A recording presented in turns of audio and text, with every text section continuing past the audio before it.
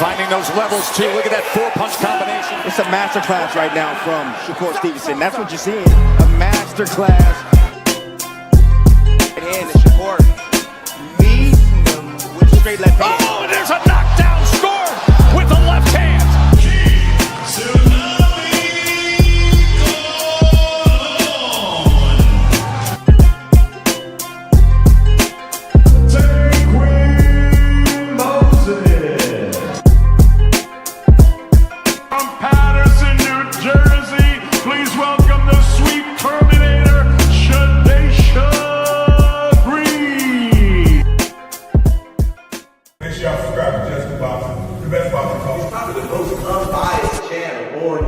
Right now, we're going to give him his just due. Shout out to my brother, Jusdueboxing.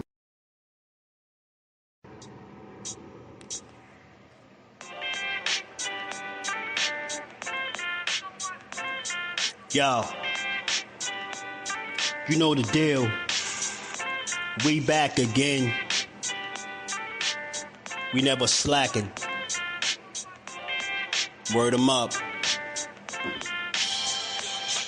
Ladies and guys, whether if you drunk or you high, it's time to pay respects to the illest man alive. If you think you got a point, he'll shrink you down to size. And from there it's downhill like a slinky or a slide. Open your eyes, got a deep connection with the rise, so you might see them jump in whenever they go live. Peep it, this channel blowing up now, it's not a secret. With tons of exclusive interviews to listen to.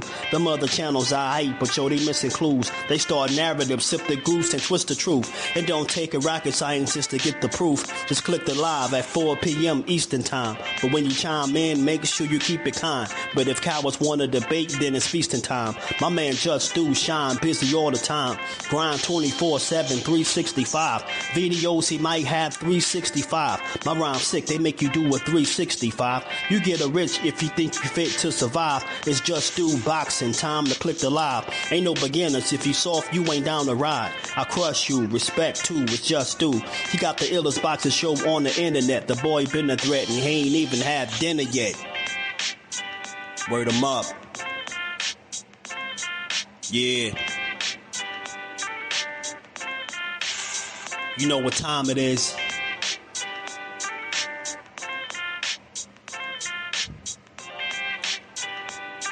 "4 p.m. Eastern. Click the link.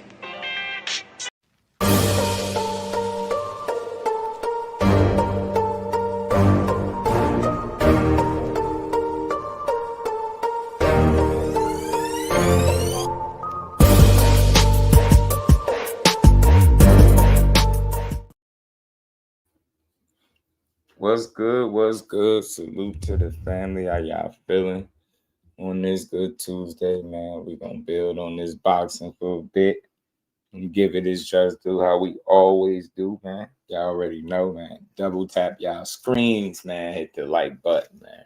Let's get the likes up early. Sub to the channel if you're new.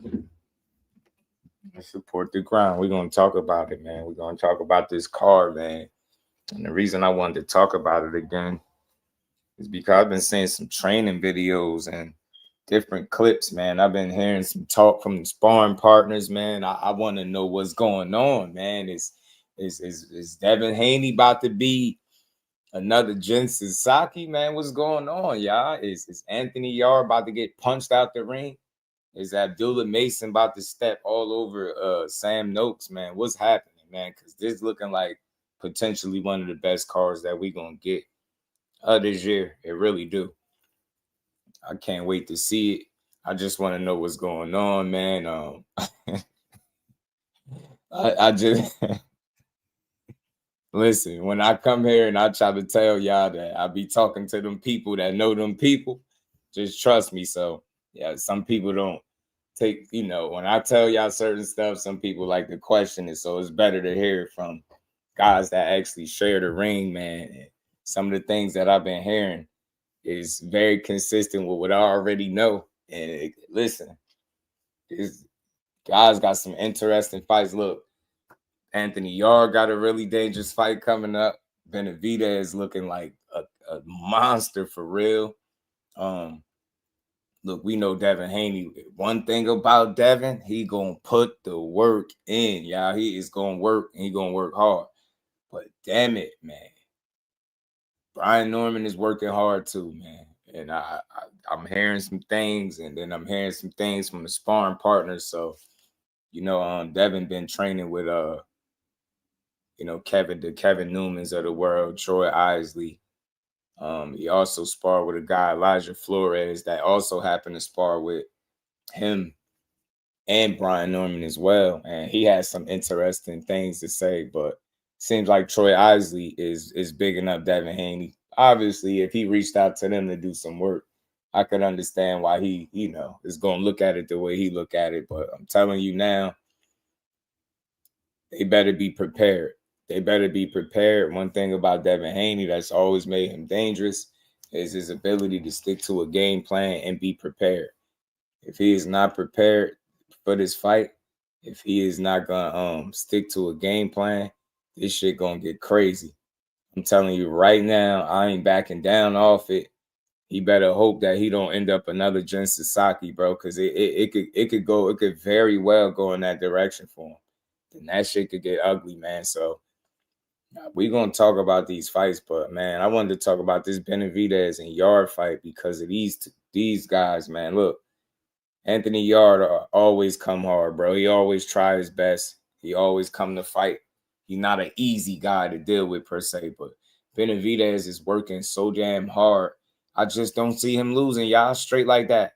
Like, he train how he fight. He train 100 miles an hour. He fight 100 miles an hour. And if you can't find something to get in between that guy and slow him down, he gonna really beat you up in a bad way, and it's gonna get ugly.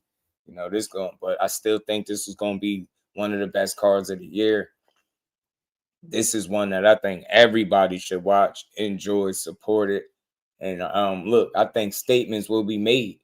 You get me? I think Benavidez is set out to make a statement. I love Anthony Yarde, but I think he gonna be a bit too much for Yarde. Anybody with gas tank issues is gonna have an extremely tough time with somebody like Benavidez. Just stylistically alone, like, you have to have something to put him in check. And if you don't, good luck dealing with him, and good luck trying to make it to the final bell.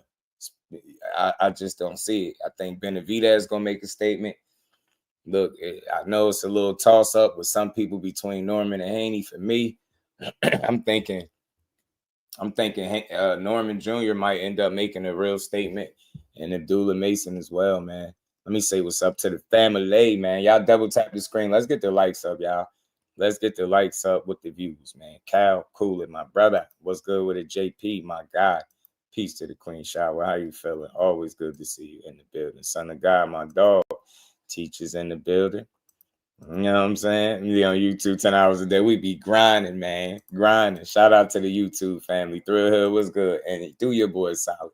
Let's hit that like button. BJ in the building. What's good? Kevin and Troy for B. Laugh.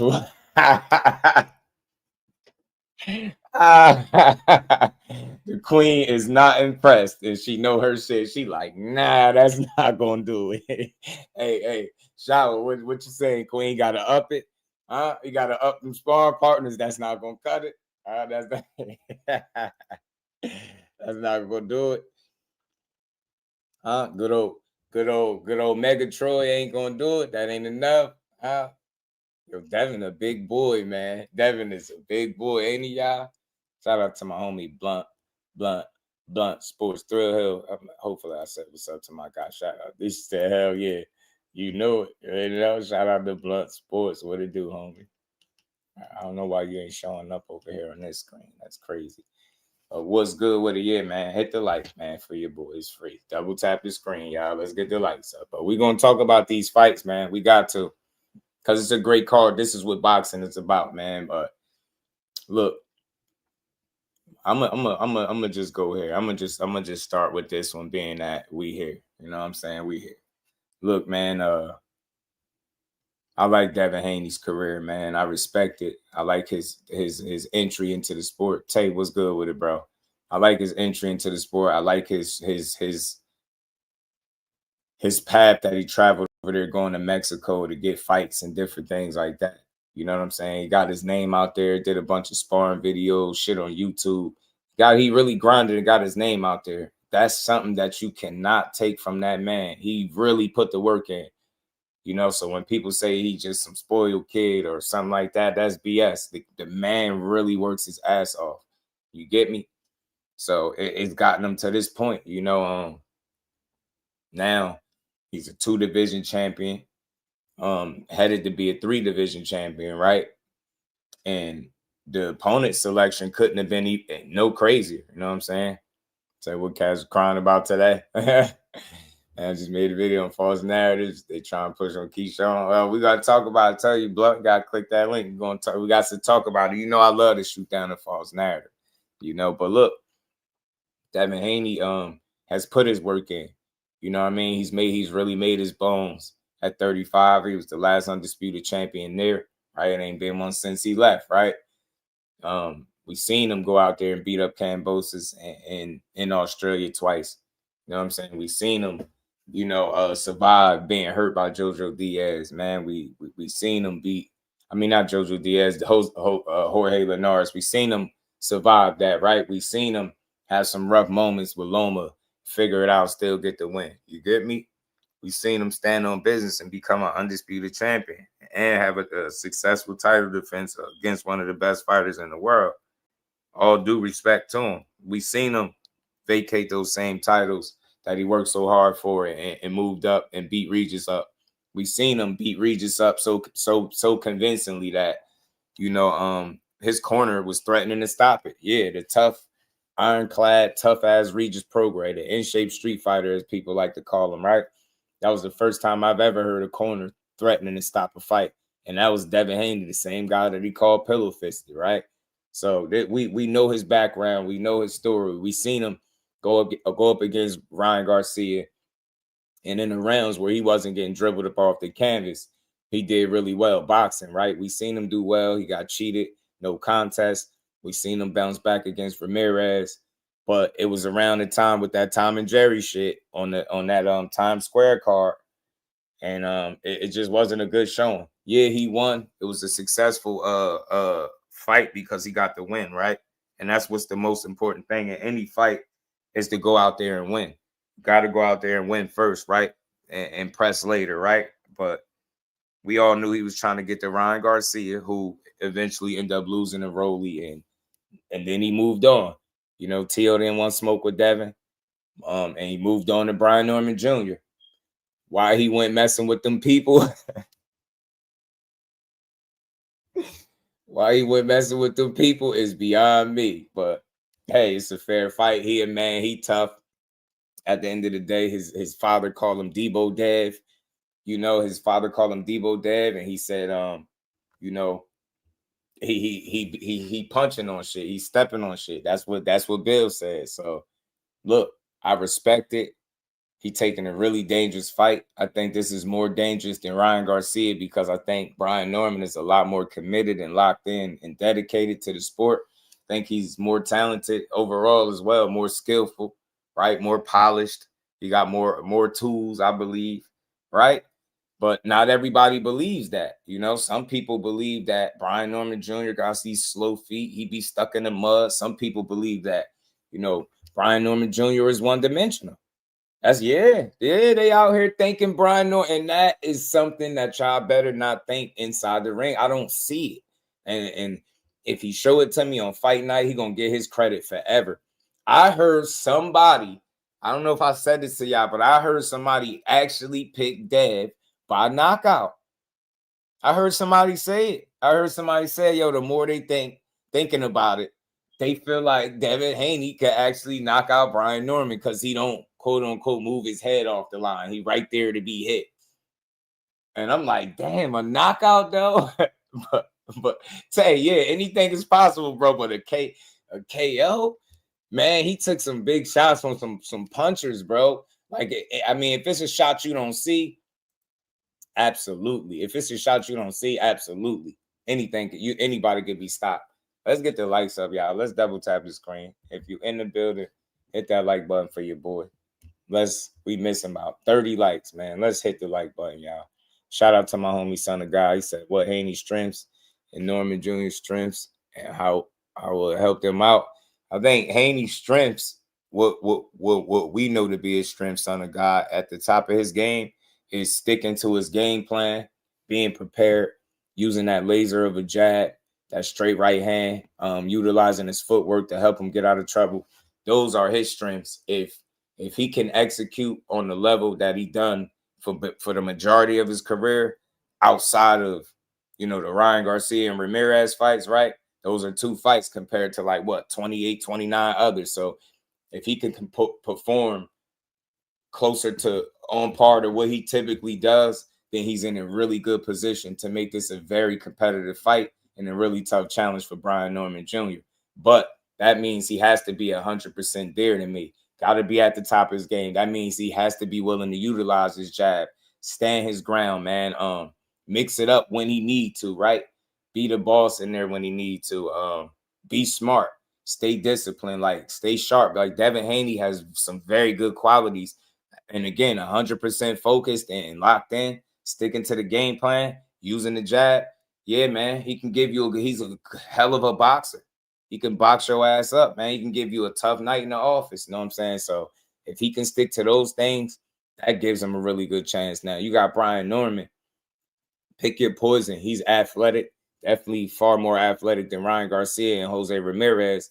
This is why, you know, those 2 fights in particular are not going to prepare him for what Brian Norman Jr. is going to be bringing to the ring, in my opinion. They think he's slow with his feet. I'm hearing that his feet are catching up to his hands. We all know that saying. That's bad for Devin Haney. I'm telling you, that man is in sync the way I'm hearing that he's been in camp. This is going to be a tough fight for Devin Haney. You got to be 100% there. Brian Norman has heavy hands. He got a jab. He got the longer arm slightly. You get what I'm saying? He got hooks from hell. He got a left hook, right hook. He got a mean-ass uppercut. His body shots is serious. Brian Norman, it's just not a guy that you need punching on you. You need to limit his output. You need to limit his success. You gotta stay away from them shots. And this is the thing with him being a puncher. Y'all, he does not load up on shit. He don't have to load up. Go watch how Brian Norman fight. He's snappy. He's sharp. He don't got a lot of fat on his punches. Them shits go straight down the pipe. He got good punch placement, man. I'm telling you, that shit could get ugly and really bad. You better have a game plan. You better have your feet together, and you better be able to take a punch because your chin will be tested. So he got to keep Brian Norman out his wheelhouse. And it ain't like he's some type of mindless brute where he just going to be coming in like some zombie. Bro, he got educated feet. I'm telling you he do. He just don't use his feet the way Devin Haney do because they got different styles. Brian Norman is more of a seek and go get you kind of guy. He gonna you up, man. He gonna beat your ass in there. You get me? Devin Haney's a pure boxer. He gonna box, utilize that jab, his range. You know what I'm saying? Make it hard for you to get to him. But Brian Norman is going to try to get to you, close the gap, and he gonna see what you're about. He gonna test your will, your heart, your chin, your punch resistance, everything that you are as a fighter. I think is tested that night. Somebody comes up out of this fight making a statement. Either that be Devin the Dream Haney showing everybody like, look, that Jose Ramirez was just a little get back, a little shake back fight. Now I'm back standing in there. You know what I mean? Using that laser of a jab, right? Being confident, being smart, and boxing to a victory. But all that, I'm going to press him. I'm going to stand in the pocket. We going to back him down.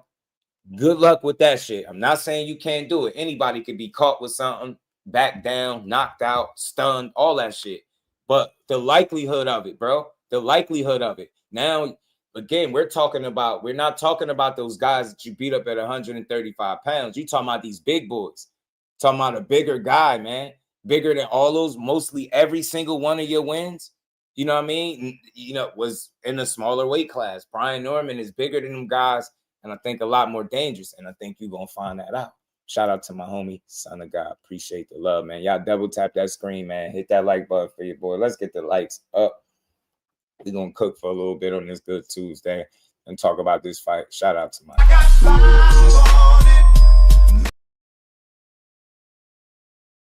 love to my guy Next Gen. He said, man, Troy Isaac said he still ain't punching. You know I got the clip. Shout out to Mill City. Shout out to Mill City because we going to run the clips, man. Samuel in the building. What it do, man? Tell you so. It's possible. It definitely is, bro. I want to say KO for Dev is impossible, but I damn sure won't bet on it. If Can go 24 rounds, I can imagine Brian Norman can't go 12. Now, I'm with you. That's where I'm at. Devin going to Norman body. Like, that wasn't the thing that got society. Next shit. That shit got him sent to the shadow realm, the sunken place, whatever, the nether, what is it? The outer world. I'm telling you, bro. Got him sent to the outer limits. Shout out to Kelly Storm. He said Norman is going to start you.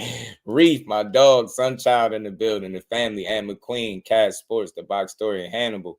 What's good with it? Shout out to the fam. Appreciate y'all. Make sure y'all telling these good people to hit that like button for your bro, man. Sub to the channel if you're new. OB Perez said Haney lost his brain. He ain't got nothing after Garcia. Elijah in the building said Dad gonna box the hell out of Norman Jr. Shout out to JP. Look, let's talk about it, family. That's why we're here. We're here to have some fun and talk about it. Look, Devin Haney at least taking this shit very serious like he do any other fight. He got a lot to prove in this shit. Do he really belong at 47? Some people saying he here because he done deprived his body for so long and stayed small because he, he obviously ain't had the punching power to deal with the heavier weights. Is those narratives going to stand the test of time, or Devin Haney going to prove once again that y'all got him effed up? Is the youngin going to prove that?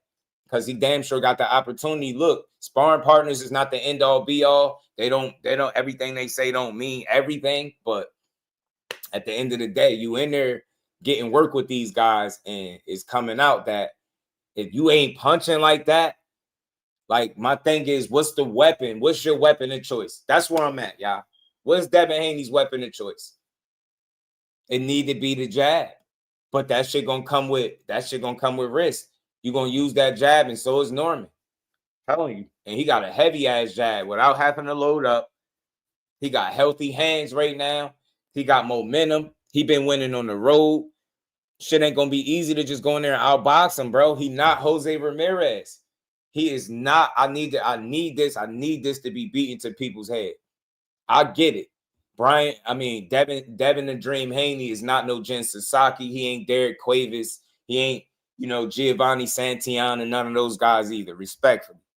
But I need the Devin Haney, the Hanos clan. I need y'all to understand something. Brian Norman Jr. is not Ryan Garcia. And that's not even a good thing. That's bad. That's bad news. He's not Ryan Garcia, and he's definitely not no damn Jose Ramirez. He's not a guy that's not going to be able to pull the trigger if he get in close once he close the gap and find his spot. He's not going to be a guy that's going to be hesitant to punching you in your face, bro. Telling you, you got to box smart. His margin for error is not a huge one, y'all. I'm telling you, this shit going to get ugly, man. Look, Sensaki on the way again, y'all. Sensaki 2.0, man. This shit could get ugly like that, bro. I'm telling you, I'm not playing. I'm dead serious. I love Devin and his boxing ability, his smarts, ring generalship, all that. But people feel like he done. I'm not saying that. I'm not saying that off a fight that he won. But I'm saying you got to be better than that. You got to be better than you was the last two times you've been in the ring, bro. You get what I'm saying? You got to be better than that. You got to be more consistent than that. You got to be more threatening than the last time. Like that shit, that ring around the rosy, no disrespect, that ring around the rosy shit is not going to work. That's going to get you punched out the ring, yo. I'm telling you. He's more creative than Ryan. He's fast. He got fast hands too. And he got two of them. He a two-handed fighter. That's the crazy part. What a wild-ass jab. Shout out to the homie DP Rocker. What's good with it? You feel me, Blunt? That Dad can't be playing with that power. This shit is scary, bro, because it's like, where's your power at? Like, I'm not, power is not everything, but you have to have your offense together. The things that you are working on and executing in training camp that got Troy Isley feeling like you're going to be sharp as hell, those things you have to be able to execute on fight night, bro. You have to. You get what I'm saying? You have to be able to, you have to, man. Y'all, let's double tap that screen, man. Let's get the likes up, man. Shout out to the homie, Son of God, supporting the grind. Much love to my homie, man. He said, who has the better corner, trainer, Haney or Norman? Man, that's another good question, bro. I think that could get put to the test fight night too. And we ain't never got a box again. Well. I already been getting these bets, but now it's time for you to get your Jusdueboxing. That definitely son of God gonna get pushed to the shout out to the Queen Moni. How you feeling? Good to see you in the building. We got to see both of these guys in championship situations, right? We seen Devin Haney have a moment with Loma where he had to figure it out, and they was able to figure it out and win a close victory. You've seen them be tested and find ways to succeed. With Ryan, not so much. Ryan cheated. That's an asterisk by that. We could move on. Since the fight with Ryan, they've trained themselves and conditioned themselves to look really good and prepared for 47. Like, he looked like he ready to go. But my question is the corner got his ear still? Is he confident enough to go out there and execute exactly what the corner is telling him to do, right? And you heard it from Shane Mosley in the last training camp. He said they worked on all these different things in training camp, but then he got in a fight and didn't do none of it. And that was with Jose Ramirez. Y'all need y'all to understand something. Jose Ramirez don't present the level of threat that, you get what I'm saying, that I think Brian Norman Jr. does, right? So if you were a little gun-shy, hesitant, if you were a little antsy with him, I think it's reasonable to believe that it's a possibility that you could be antsy in the ring with, you get what I'm saying, Brian Norman Jr., because you know what he got. You know what he brings to the table. Like, I don't care what you say. Anybody that got a knockout the way he did over there in Japan, that shit is going to be in the back of your mind. The last thing Devin Haney and Bill Haney want as a team is that man landing one of them kill shots, bro, because that could be the worst thing in box. That could be the worst thing for you, bro. Like, I'm telling you, don't allow it to happen, bro. That shit could get really, really ugly, man. You said if you had one of these fathers to rep, you who it is. Our son of God put me through. He put me in the ringer, man. Shout out to everybody in the building. If I missed anybody, man, make sure y'all double tap the screen for your boy. That's why we get this cook on, man. Put him to sleep for a minute, right? He was out of it. He was out of there, bro. He was out of there, man. Look, you know what? I'm one of the more level-headed guys, right? I appreciate Bill Haney as a father in the sport. I don't feel the way about him that a lot of people do. I don't think he no failure. I don't think he incompetent and none of that. I think he is a guy that took his son to a very high level, to the top, to the mountaintop. I think he's learned on the job, and as a result, he got one of the best fighters, one of the most successful fighters in boxing, and his son, Devin Haney. With that being said, I do think certain fighters, certain styles, and things like that will present a certain level of difficulty for the man. With this fight in particular, like I said, Bill knows his son, right? I don't feel like nobody knows Devin better than Bill, but again, are they working cohesively enough as a unit where they can go out there and put together the kind of fight they're going to need against Brian Norman, right? You're going to have to steal this kid's confidence, bro. He got a lot of momentum. He really confident that he can hurt you, and he putting in dog work. And like I said, I just want to play a couple of these clips from the sparring partners because they was dropping some interesting things and giving some good insight on what camp has been looking like. And then it's always interesting when you got guys that share similar sparring partners, right? With the Elijah Flores kid, you know, he has some interesting things to say, man. He sparred a lot of the top fighters, man. And, you know, listen, you better have something to gain the respect of your opponent. I'm not a guy that focuses on power a lot as a fight fan, right? I know it's more ways to win a fight than just with power, but you need that respect. You know what I'm saying? You need to make that guy be able to respect, you know, crossing the line. You know what I'm saying? You got to make him pay that toll. You got to make him pay his fare. You get me? If you Devin Haney, bro, you got to make Brian Norman Jr. pay his fare. Every single time. You have to. You got to have answers for that kid because he athletic enough, dangerous enough, confident enough. And I believe Brian Norman Jr. is possibly a senior, is possibly somewhat underrated. I think he understands his son very well, too. And it's on a record that, again, when both of these guys listen to their dads, they're usually successful. So I think it'll be a battle of the minds. It'll be fun to see the two go back and forth, man. I just think it's going to be one of the best cards, man. I like it. I really do. I really do, man. I really do.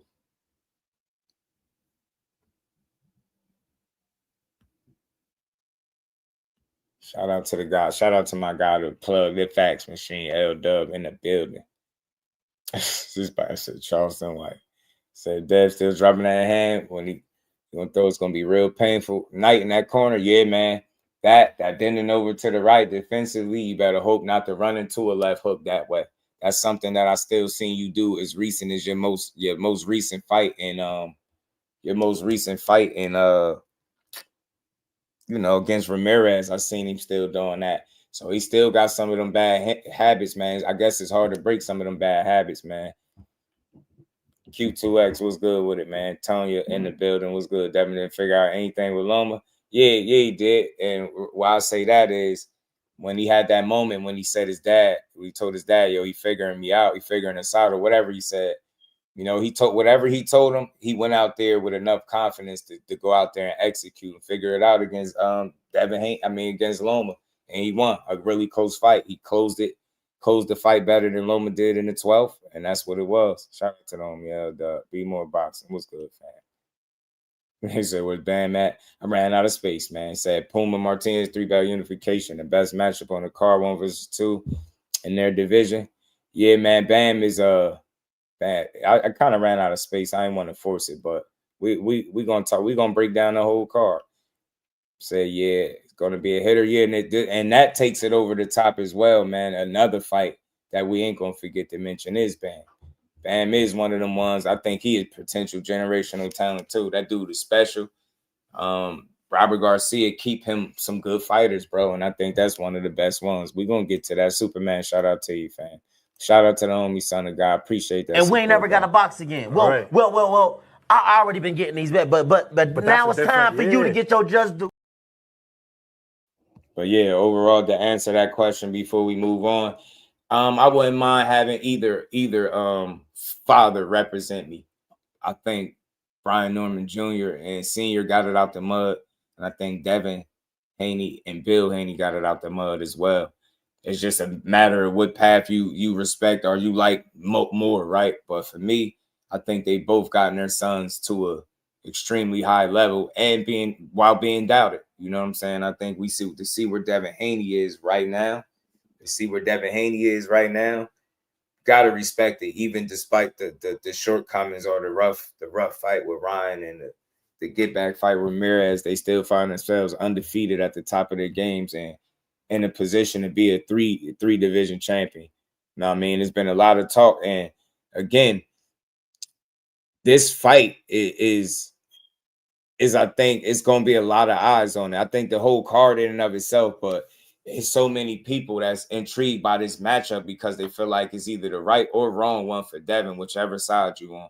You get what I'm saying? I think people are somewhat split too, right, as to who they going to win. You get what I'm saying? Bam and Puma, I feel like, look, it's definitely a great fight. His opponent is world class, like Dub mentioned, but I just think people believe in Bam so much, right?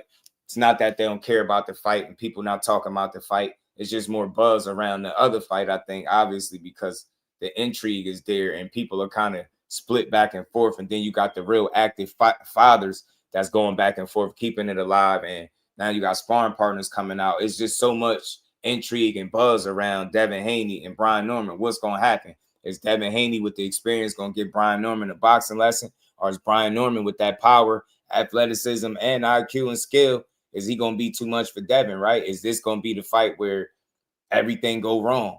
And you get what I'm saying? The right way. This going to be a clean fight. And I love it. So, look, like I said, Bam, everybody, I haven't heard anybody say they don't like Bam Rodriguez. But again, I just think the way he's been performing, he just get better and better, or he's right on par. You don't see no slippage. You just see him getting sharper and sharper, like more and more accolades with each and every fight. So I think the thought process around him, I haven't heard anybody pick against him. I'm dead serious. And aside if they're, fans of his opposition, I don't see nobody picking against Bam. You get what I'm saying? I would like to even do a poll. I want to see a poll of what people think, but that kid is special, man. And he's just only getting better. I don't see him taking no loss no time soon. You know what I mean? Anything could happen, but I put my money on Bam in the ring any day of the week, bro. He different.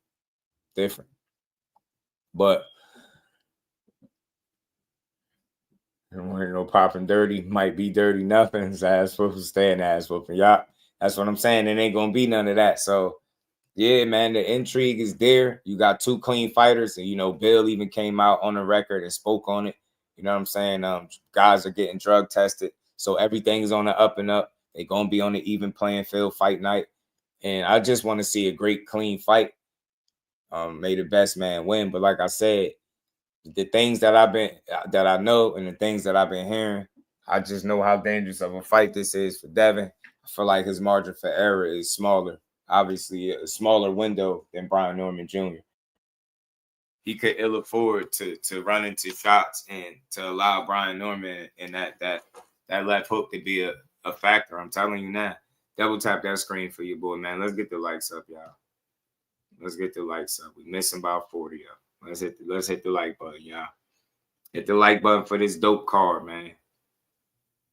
We're going to break down every last one of these fights that's on it, and then we're going to keep it pushing, y'all.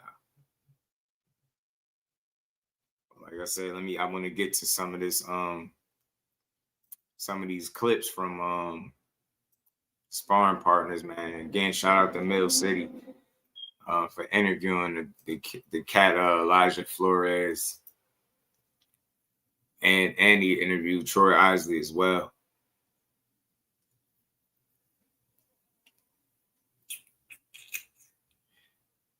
And again, if you look at this whole card as a whole, like Benavidez has been so consistent. Most people expect him to continue to do right what he do, right? And you got Abdullah Mason.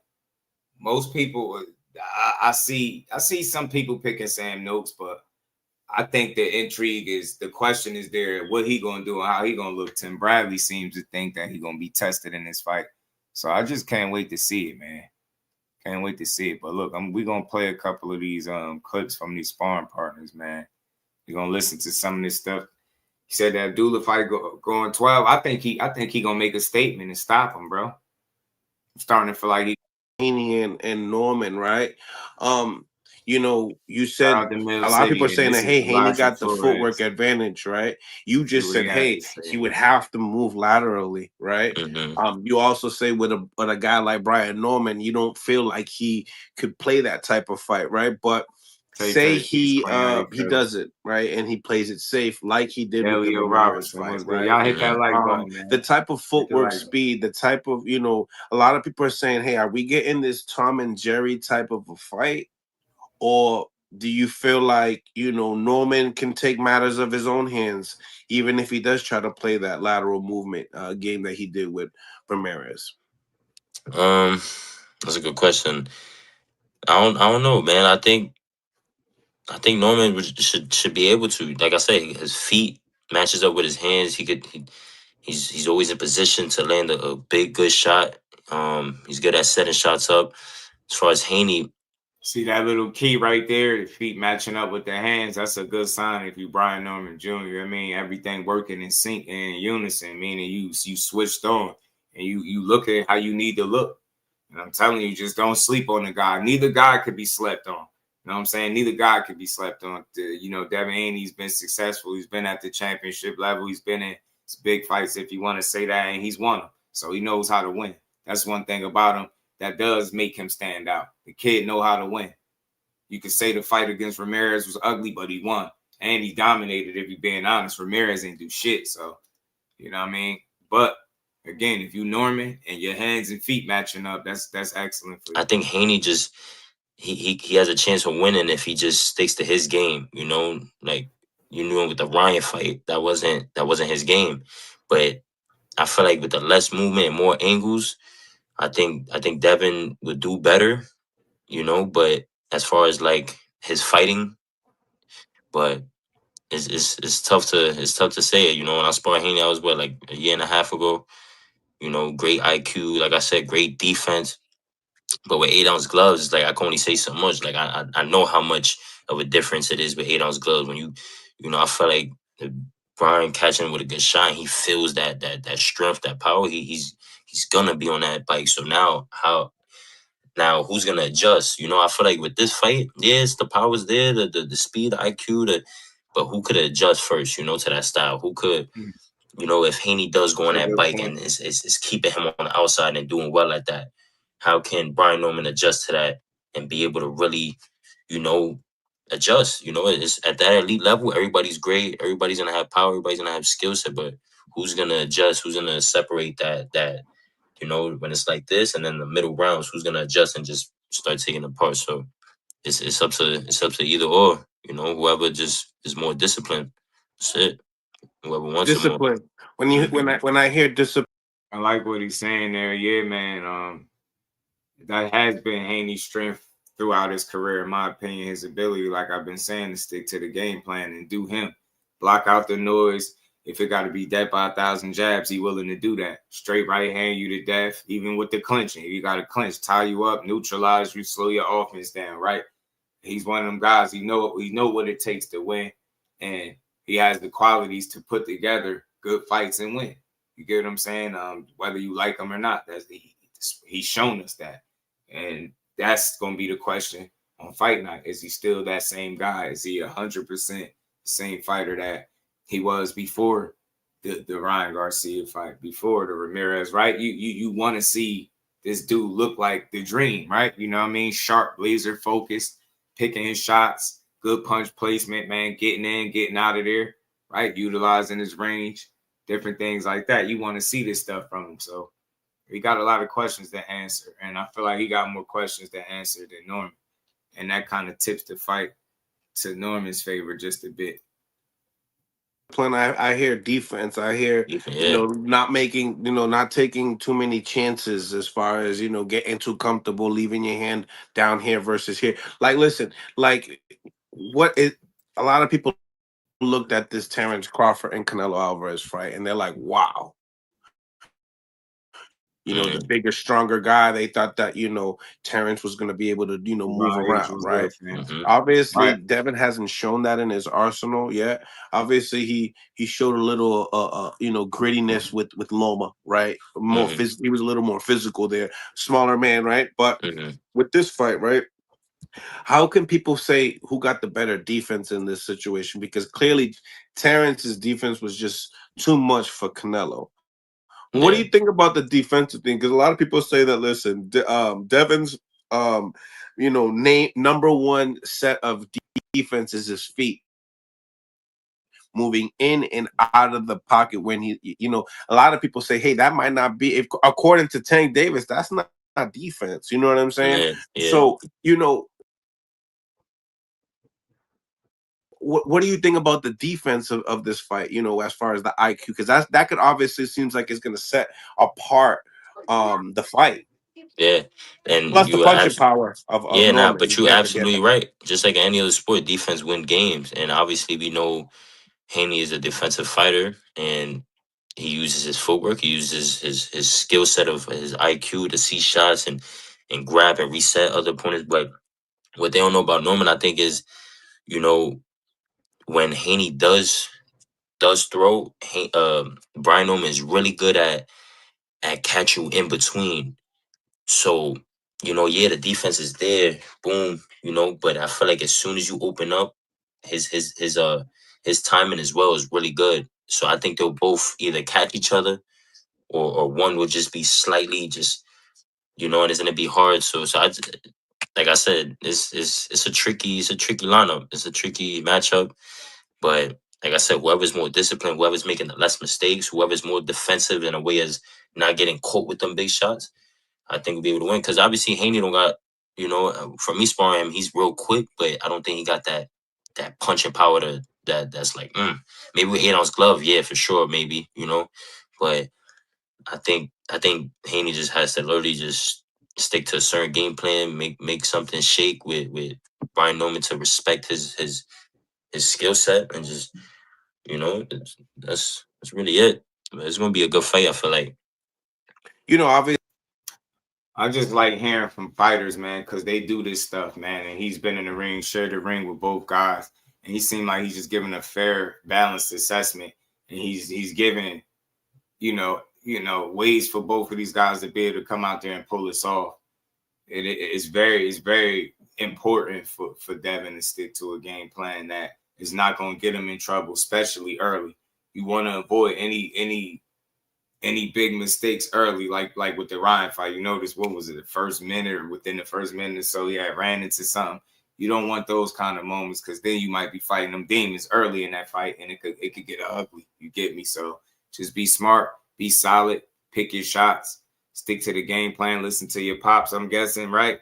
But be confident. That's the most thing. Be confident, be present, be stern with what you're doing in the ring, right? Stand on your business. You get what I'm saying? Don't fight so jittery, right? Stand your ground and be willing to answer the bell if you get caught. You get what I'm saying?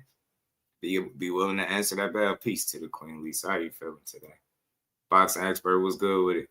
Yeah, I mean, I wouldn't say he ain't got no power, right? He just ain't a power puncher per se, right? So that doesn't surprise me. But he has really good punch placement if you see it. Devin could good laser, like when he's focused and being confident with his shots, bro. He can catch you. You see how he was catching Regis, punching him and stunning his ass. You know what I'm saying? And Regis had to lead that fight. Like, man, he got some power.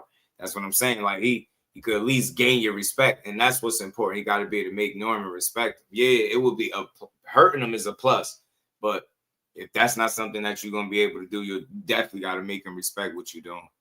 See, everybody talks about Devin Haney's jab. When we just talked You need about the that hooks jab. between Ryan Garcia and Brian Norman, we talked about Norman's ability to throw it in so many different ways. How about the jab per se?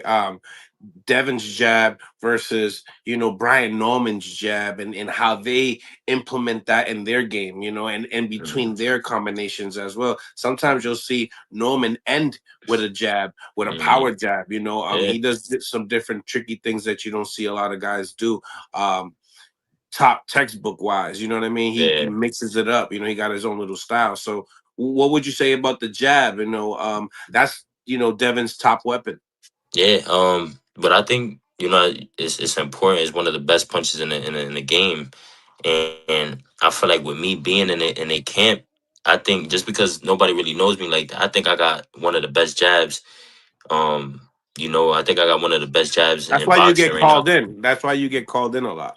Yeah, Because that the IQ keeping on. So I think with the jabs, I don't think he's gonna have a hard time. He's using his jab just as much, and then when we sparring, I'm flicking my jab, so he's able to see that similarity of like the quickness of the jab and that strong left hand and that what I'm saying, just sticking it down and stick.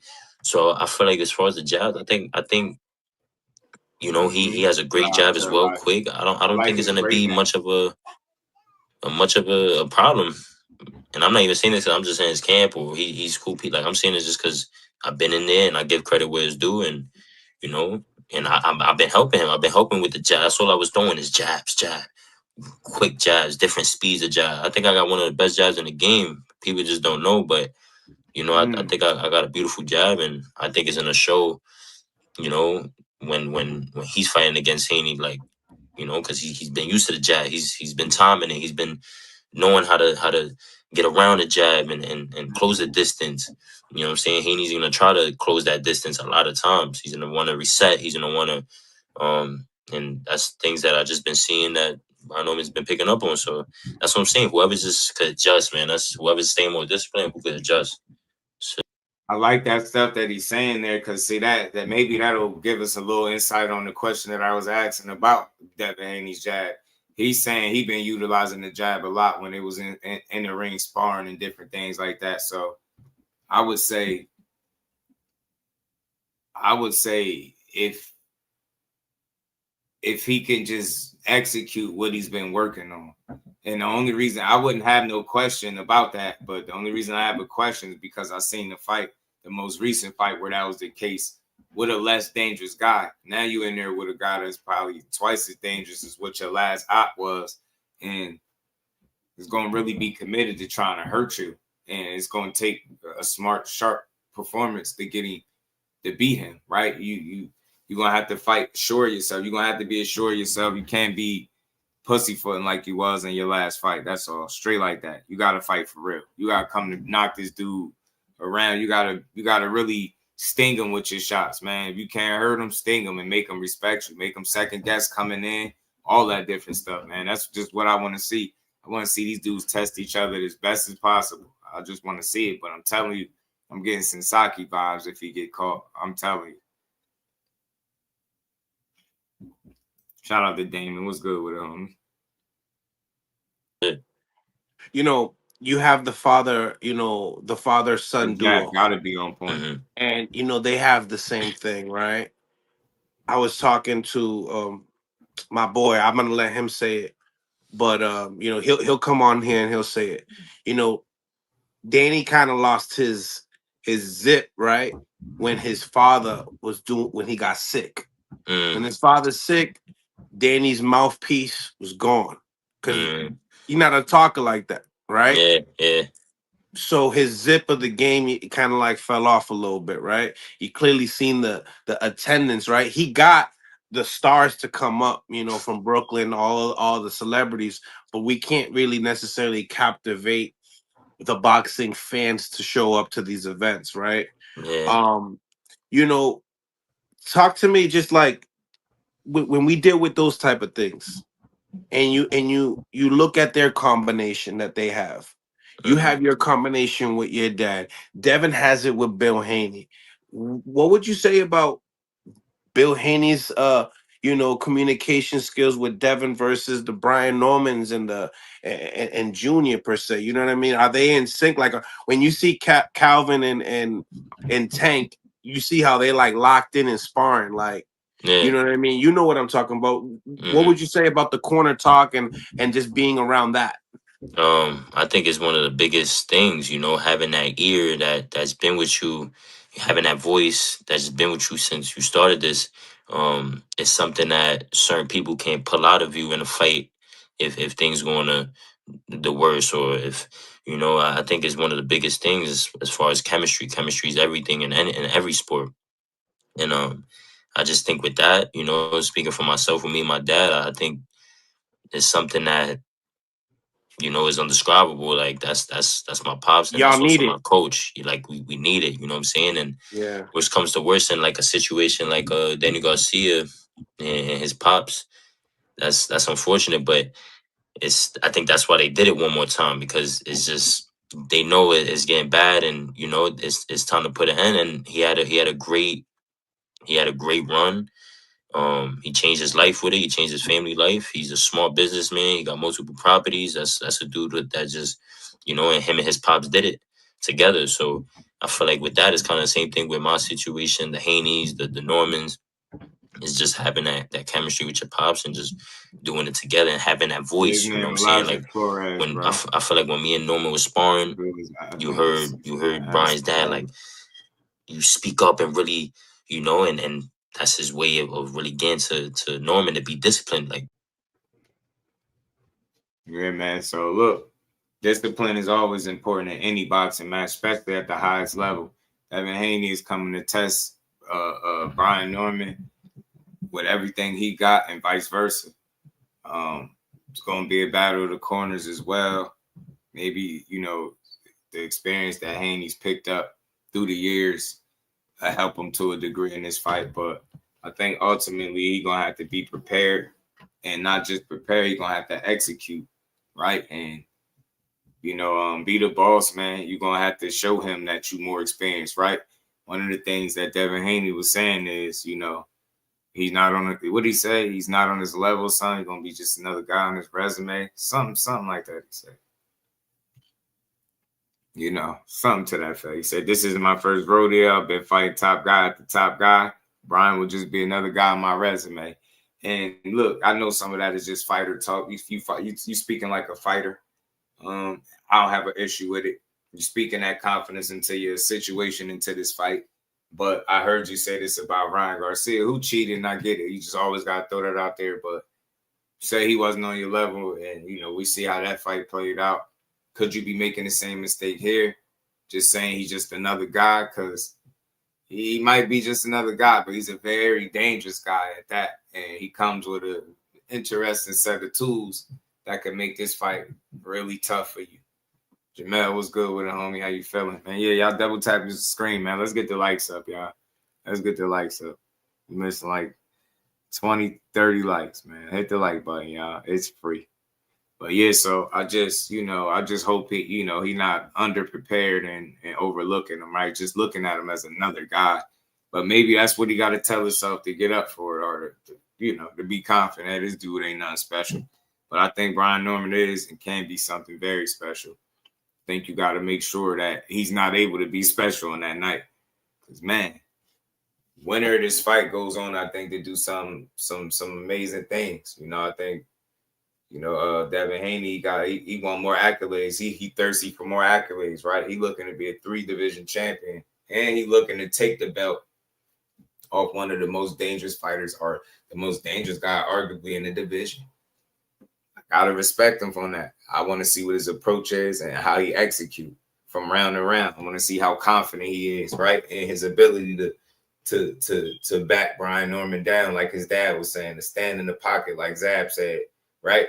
To be the man in there, and he his dad said they dominating shit, they stepping on him. So that's what I want to see. Yeah, who's scared of the like button? Stop ducking that like button, y'all, man. Hit the like button for your boy, man.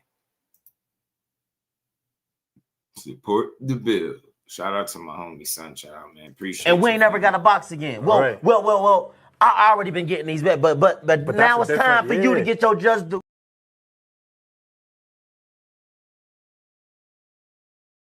A whole lot on the line, man. Nah, just for one, he said Devin can know something we don't. It's possible. He can know something we don't. He's just going to have to show us, though. Mainly Brian Norman. As long as he can show Brian Norman, you know what I'm saying? What it is. And look, I'm going to play a series of clips, too. Shout out to YSM. Khalil Coe gave his thoughts on Brian Norman, and I want to play it. Let y'all know what he said. Yeah, man, hit that like button if y'all didn't subscribe. If y'all haven't, let's keep building. So all Devin got to do is be better than Quentin Randall was and frustrate Norman. That was a non-factor in that fight. Talking about go knock him out. Like, what?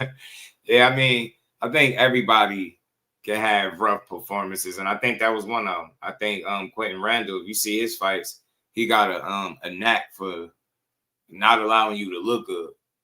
Like, he's done that to multiple fighters, and no excuses for Norman, but I think he was still going through some of them growing and learning pains in that particular fight as well. You see, he still found a way to get the job done, right? It was an ugly win. Those kind of wins, bro, even though they're not ideal, right? They don't look good, should I say, Damon, to the eye aesthetically, but they build character because you could easily get frustrated, pack it in, not do well, and end up folding. He didn't do it. You know what I'm saying? He kept at it. He kept figuring it out. End up kind of straight up outboxing Quentin Randall, just beating. You know what I'm saying? So I trust Brian Norman's ability to box and figure it out and continue to be good. He building off some momentum. Like, think about it. That was a rough fight, but look at his last 3 performances and the consistency that he's shown us with each of those fights. You know what I'm saying? CLE was good with it. Then what's up? You say, yeah, Brian Norman will have to learn to cut out the ring. Haney has stamina, but doesn't get caught off the angle.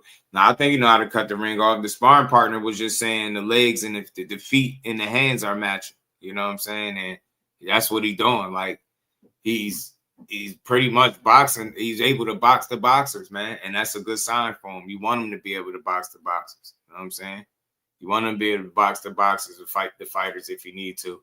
But he definitely could cut the ring. I don't know where the notion is that he can't, but they're going to be in for a shot. They're going to be in for a shot. But let me run a clip real quick with Khalil Coe. He seemed to think Brian Norman Jr. is one dimension. Recently announced, you got Devin Haney, Brian Norman Jr. What you think of that fight? Man, first of all, I don't understand First, Devin, I thought he was gonna fight Richardson. Hitchens, you know what I mean? After that fight, you see what Richardson Hitchens said. I was there, you know what I mean? After the fight, he took the mic. He said, "I'm looking into the camera. Devin Haney, Bill Haney. What did he say? He was a bitch. That's what he called him, or something like that." Yeah, something. Oh man, you gotta fight after that. You gotta fight. But you go fight Brian Norman. But now, the Brian Norman fight. And he just Brian Norman's coming off a crazy knockout. You know what I mean? They said something about the guy losing his memory after that. Yeah. That's crazy. Packed him up. That's crazy. But I don't see that happening in the Devin Haney fight. I don't think anybody's gonna be able to catch Devin Haney now. I don't think nobody's gonna be able to that hook that Brian hit him with. That's not happening again. You seen his last fight. He was in tremendous shape. The whole fight, all 12. Boxing, moving when he wanted to. And Brian Norman he's in my opinion, he's one-dimensional. You know what I mean? I don't see him being able to cut Devin off and doing anything with him. I see him being outboxed. Decision. Yeah, you got a lot of people picking against Dev. The Las Vegas line has Dev as the favorite. They think D Norm is one dimension. You've been in there, right? How do you nullify a puncher?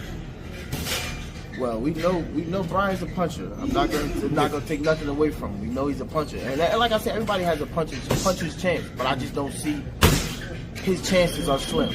You know what I mean? Like I said, if he was more, his footwork is not up to par enough to catch Devin. You know what I mean? Devin's a hell of a boxer. You know, before the Ryan knockout. So now he's just more conscious of what can happen. So he's not gonna be able to do anything with Devin. Does Devin have the ability to gain Brian's respect at 157 pounds? Does Devin have the ability to gain Ryan's respect? Yeah. I don't know, man. I don't know. Do you need to though? He might. Yeah, you need to. He needs to, but I don't see it happening. It's like it's a mental thing too, as well. You know what I mean? It's like, okay, yeah, I'm a great fighter. He got the loss taken away, but that knockout. Yeah, I see that. You know what I mean? It's like it's always gonna be there. This guy is the person who. Nah, I can't. It's gonna always affect him. When it comes to him, that's like me and like anybody with a brother, like the big brother effect. You know what I mean? Like my big brother always gonna get the best of me. You know what I mean? That's kind of what it's like.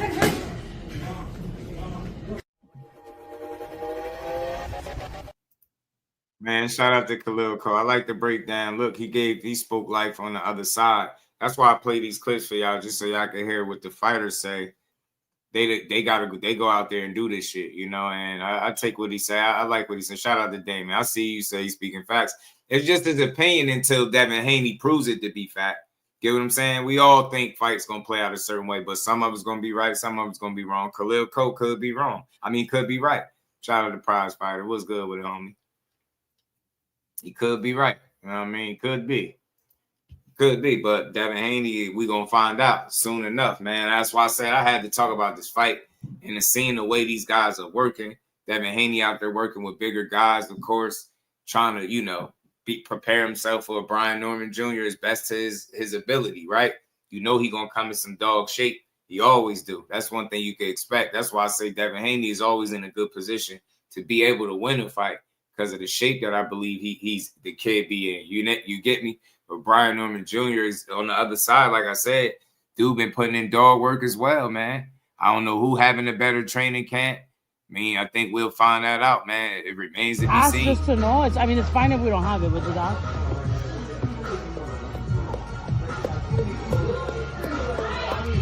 And still.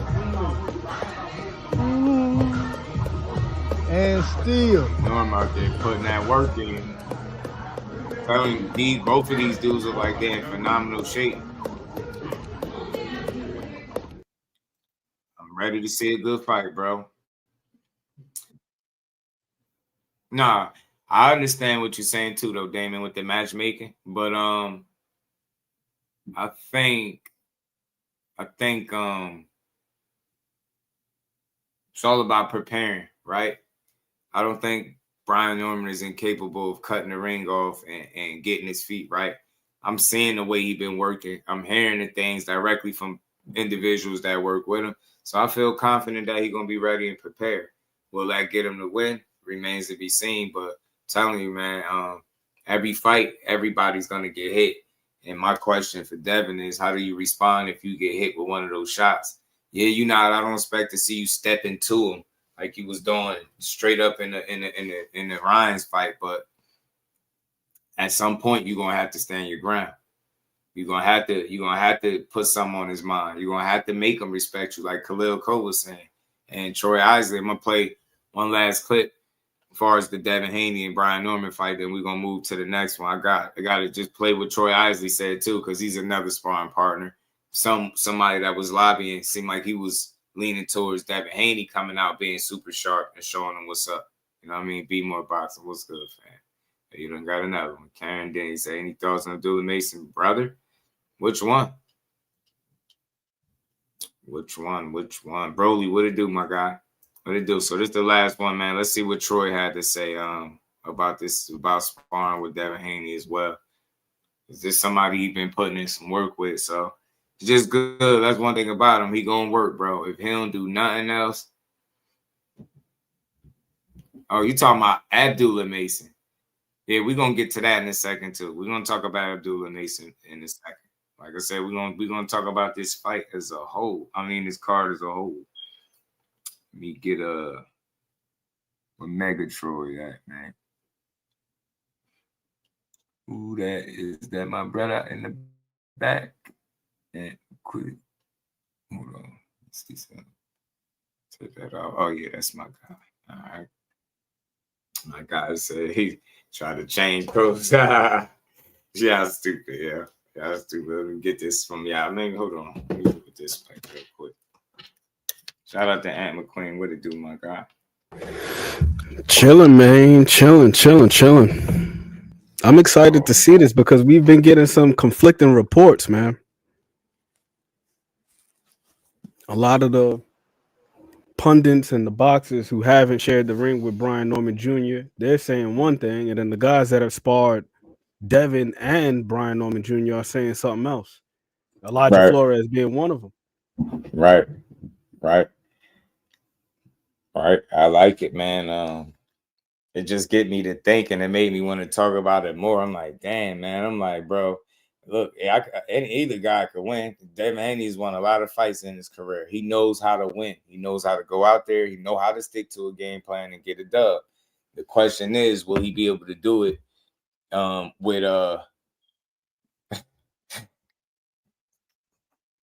will he be able to do it, still be himself with that same level of confidence against? I'm just laughing at the comments, bro. Oh, man. Y'all crazy. Y'all crazy. Hit that like button, no? Yeah, but my question, my bad, and what I was saying is, can you be yourself? That's all. Like, because being you have gotten you this far. You know what I mean? Staying within yourself, sticking to a game plan that makes sense, staying behind your jab, being smart, staying sharp for 12 rounds, man. You've been pretty good at doing that and beating these guys. But again, with somebody more your size, being longer than you coming off a fight where you didn't use your jab nowhere near as much. That's the least I think I've ever seen him use it in any fight. That's my biggest concern. Are we going to look for that? Is that happening again? Are you going to go out there and do that shit again? Or is it like, you like, nah, that was that now. That was then. This is now, right? Like, I just don't know. I don't know what the confidence level is like to see him do that. You know what I'm saying? It's going to be a big jump from what he was just doing. Like, and it's a more dangerous fighter, a younger fighter. What do you do? If he goes out there and he's very sparse with the usage of his jab, it goes back to that C word, man, confidence. You got to have the confidence to be able to set traps because you got to land something of consequence. So either one, you got to be willing to walk this guy into something, which again, that requires a certain degree of confidence. because you got to trust, for one, you got to trust in your offense that your shots are going to get there. And then two, you got to be willing to plant your feet, which was something that you said a couple minutes ago. You got to hold your feet momentarily. Right. And that's where it gets tricky. Now, I keep hearing, how is Brian Norman going to cut him off? But how the hell is Devin Haney going to generate any offense? Yeah. Anything of substance, at least, to be able to deter this dude. I don't think that raw power alone is the end-all, be-all when it comes to being able to keep a guy up off you. Right. It's being able to catch him with shots that make him hesitant. Right. And that's what I was saying, is get that respect. Make it what you say. Make him him think pay a that little toll, bit. man. Yeah, attack him every time. Yeah, man, because I don't care what you say, man. You get stung by a bee enough time, you know what I mean? Them stings add up. You're not going to keep wanting to run in and get stung and caught. Shit going to have you hesitant, second guessing. Can you fight a fight that will make him at least do that? Second guess and be like, oh, shit. And all right, can you force him to have to adjust from whatever his initial game plan is, right? It's just going to have to be a very strategic fight if you're Devin Haney. And again, he can afford mistakes, but not many. You get what I'm saying? Like, because those shits could be costly, and it's a matter of picking your poison. That dude is really heavy-handed naturally, man. Like I said, man, him having big gloves on and headgear and still being able to punch a guy and they feel it to their boots or they sneaks is that's real. That's just a real heavy-handed guy. It's really what it is. You don't want to get clipped by him, and he's sharp with it too. So, man, he don't got a lot of fat on his punches. You just don't need that, man. So, got to be smart, man. His margin for error is not a big one. And I would say the same for Brian Norman Jr. as well, because I feel like he's got to be. If Devin Haney fights the type of fight that many are suspecting, which is to virtually play keep away and outpoint him, I think that it's important for Brian Norman Jr. to be very specific, very particular with his attack. Like, you can't just be out there just whiffing on big shots, because then eventually that's going to erode at the confidence. If I'm just out there just whiffing and I'm missing, like, hell no, you got to keep touching them, making it count. Right. That's me. What's good, man. One of the most important punches for him is not just going to be the jab upstairs, but you know how you hear trainers say jab at the chest, just jab at the solar plexus, just to be able to just keep touching them. And Elijah did say that, you know, that's what he was working on when he was working with Haney, a lot of jabs and stuff like that. So maybe that was in an effort to kind of condition the mind and, you know, get the reps in, seeing the jab, and then also being prepared to counter or throw your own jab as well. And I just can't stress that enough. I don't want to be too redundant, but when there's no mystery to this shit for real. It's just a matter of how it all gonna play out. But in terms of how would it look if Devin Haney is to be successful the right way? Yeah, that shit, that laser got to be there. You got to be firing that joint. You got to fully confident, and you got to be able to mix it up as well. You get what I'm saying? Because Khalil Coe just got done saying Brian Norman Jr. is one-dimensional, but I think that's a bit of a understatement. I don't, or you know, they looking at it the wrong way. I don't think he's one-dimensional. I think it's just his style is different, and a lot of times when you see two guys with different styles, one guy being more the mover or boxer, you tend to think the other guy is well-rounded. You know what I'm saying? But I think he can use his feet just differently. Like, again, Devin Haney utilizes feet to get out of trouble, but he also uses feet to get in position, to land his shots, right?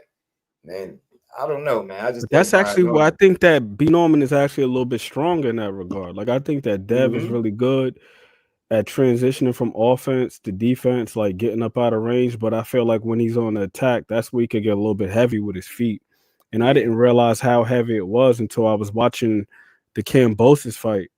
And I was sending y'all those clips of just him overcommitting. I was like, damn. It's like, I never realized Dev's feet were like that. But when he's moving around the ring, I think that he's got fast feet. I think he's got quick feet. I think he's pretty agile. But I don't think he has great feet when it comes to balance and anchoring. I feel like Brian Norman Jr. is just a little bit more sound in that regard. So I think that they both have good feet, and not necessarily great feet, but their feet are good for different reasons. Shout out to T-Mac. He was the one that suggested that we watched Roger Mayweather versus Julio Cesar Chavez. And I feel like that's how this fight could potentially play out. Because Chavez was a little bit more particular with his positioning, but Roger Mayweather, he obviously, he had the faster feet. He was more agile. You would say that he's on the surface, he's the better athlete. But Chavez was able to make up for it with the angles and the positions that he took. And I think that's going to be key for Brian Norman. And also, I don't think that Brian Norman Jr. necessarily has slow feet either. I think that the difference between him and Dev is he's looking to sit down on his shots, and Dev is looking to be more mobile. So once again, it's not one is necessarily better than the other. It's just they're looking to accomplish two different things. That's a fact. What I said, I think that the usage of the feet is just different. It's not that Brian Norman can't do what Devin Haney does. He just doesn't fight that way. Like you said, he like to sit down. He's more of a puncher. He's looking to hurt you. So he got more of a seek and destroy. The Butcher was good with it. Shout out to the guys, man. Seen a couple of y'all roll in. But yeah, and I think that shit makes him dangerous, bro. That's a dangerous fight. A guy that's gonna be looking to close the gap and get you, and you not establishing your offense the right way, that should have played right into his hands. And I'm telling you, he already confident in what he can do. Last thing you need to do is fight in a way that's gonna make him even more confident. I'm telling you, you don't need that. Shout out to Mike Magic. What's good? Hen dog, what it do, homie? Whatever gets the job done without the cheating. Absolutely. Yep. Absolutely. Clean fighters. Absolutely. And there's the other thing that you said, which was the fat, right? The lack thereof. I do think that from a technical standpoint, I think that Brian Norman is just a tad bit cleaner with his technique than Dev is, particularly like when he's throwing power shots. It's very difficult to find instances where Dev is throwing his left hook and he's planting his feet and he's just generating torque, just firing through the shot. More often than not, when he's throwing his left hook, he squats down and then he hops out, kind of like a gazelle punch, right? Where he's leaving his feet to throw his left hook. He throws that shit like that a whole lot. Brian Norman Jr. on the other hand, with him being more flat-footed, he's able to just maintain his position and just punch through. And the same thing could be said with the right hand. When he throws his right hand, he just throws it and then squashes the bug with the rear foot, and it's just to the target. Whereas Dev, he tends to fall in quite a bit when he throws his right hand, and like overcommits. And I think that's part of the reason why his jab is his best punch, because I feel like it allows him to maintain his sense of range.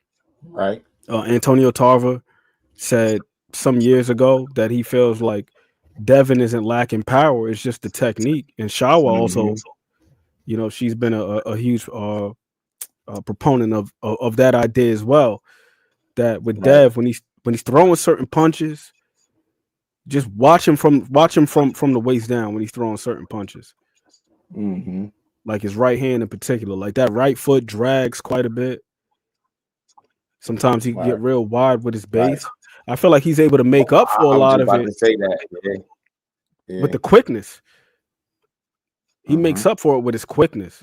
Like Dev is pretty damn quick. Like I will say that. He makes up for it with his quickness. But from a technical standpoint, there's like quite a bit of fat on there. My personal theory is this. I think it's just a combination of him working with so many different trainers. Right. And Shawa had mentioned it as well, so I got to shout her out. But like so many chefs in the kitchen. So one day you're working with Nate Jones, then you're working with Shane Mosley, then you're working with this one, and then you're working with that one. So I'm assuming that these guys are telling him how to throw different punches, a certain way. Right. No two people teach the same. No two people teach the same. And it's so funny you say that. I literally just highlighted in this book. It was a section from Ray Arcel. Ray Arcel was talking about his two mentors, Doc Bagley and Dave Dollings. and he was saying how Dollings was always stressing to him, like, you got to teach every fighter differently. Everybody's an individual, and you can't teach this. You can't teach this guy this way and teach this guy that way. Right. And for whatever reason, it's just when I look at Dev, it's just like looking at him under the microscope. I still think he's a fantastic fighter. I think he's a pretty damn good tactician. But when I just look at him from a technical standpoint, not tactical. Tactical is how you use the tools that you use, that you have. And I think he does a pretty good job of that for the most part. But just the technical stuff. Like when he double jabs, he falls in. When he throws his right hand, he falls in. Right. Yeah, that's me. I was talking about it. Mosley saying the things that they worked on, he didn't do none of it. And that was alarming. And that's why I'm here today. Like, you got a hell of an opponent in front of you to go from what we seen last to what people are truly expecting. And I'm not saying that it's not possible. I just know in boxing, man, that shit could be asking a lot. Like, I thought it would have been a different opponent that he ended up in the ring with. I'm not gonna lie. This could end up being a right or wrong, all wrong kind of guy to be trying to answer the questions that you still have looming, right? Are you going to use your jab? That's pretty dangerous to even be asking against a guy like Norman, because if you're not, then what the hell are you doing to generate offense? Like Ant was saying, what are you doing? Like, what you get me lead hooks and you get with them like straight rights, like from the wrong distance. Like, what are you going to do when I watched your entire career for the most part, and you fight a certain way? It's not no rhyme, no super mystery, to the way he fights, right? He does what he does, and he's good at what he's good at, and it's got him very far. Now, that's the thing. Like, if you can just be good at it, all the things that you displayed up until this point, man, we looking at possibly one of the best fights on the card. But if not, then you're gonna have some problems. And I'll just speak on it being that you're up here. I didn't want to stop the flow of us building. Oh no, it's all good. Troy Isley was talking about him being sharp and different things like that, but they saying they're speaking about the power or the lack thereof, and that's back-to-back sparring partners, man. And that shit is with headgear and the bigger gloves, assuming, right? When I'm telling you the opposite of Brian Norman. When people saying Troy Isley was saying that Dev didn't really have power. Is that what Troy Isley was saying? Like his power wasn't, or that is not going to really transition up or something like that. This is the way they ask the questions. All in all, like, the power is not really much of a factor. And then Elijah Flores was also saying the same thing. And then you had Khalil Coe saying, like, he don't know if he could gain the respect, but he gonna need to. And that's important, man. These guys box, and he know the importance of a damn good jab, because you see what he did against Gallegos. Rozier was good with it. Absolutely. Oh man, he was jabbing Gallegos' face off in that rematch. He was fantastic, bro. He bounced back, because that first fight had me spooked, because I like Khalil Coe, man. Shout out to the big stepper. I was pissed off watching that Gallegos fight, because it felt like he got away from the jab prematurely. I'm like, what the hell is he doing? It felt like he could have made that fight easier, but then it was revealed that he had some issues going on. Me personally, whenever these guys come out and they say this is what was going on, I believe them, because you're talking about 8 to 10 weeks where you out there getting punched on, you running and so on and so forth. You're bound to have nicks and bruises, and it's difficult to come out of a training camp unscathed. So I'm not one of those people, oh, you're only making excuses. Like, no, it's real shit. These are human beings. They are not robots. This shit is not fight night. You don't train and then rest the next week, and all of a sudden your health bar goes back to 100. Like, it just don't work that way. Yeah, he just he had some injuries, and that's another thing. He had injuries this time around too, why he had to pull out from the Jesse Hart situation.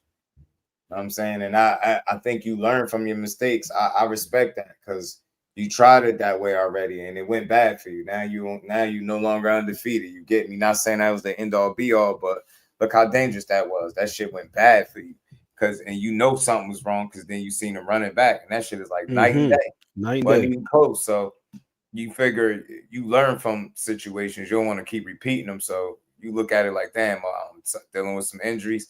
All right, look, I don't want to, I got to pull this shit. I got to pull out. I got to. You know what I'm saying? I got to, because had he, now it's different to accept that he injured and he was man enough to say it and not fight.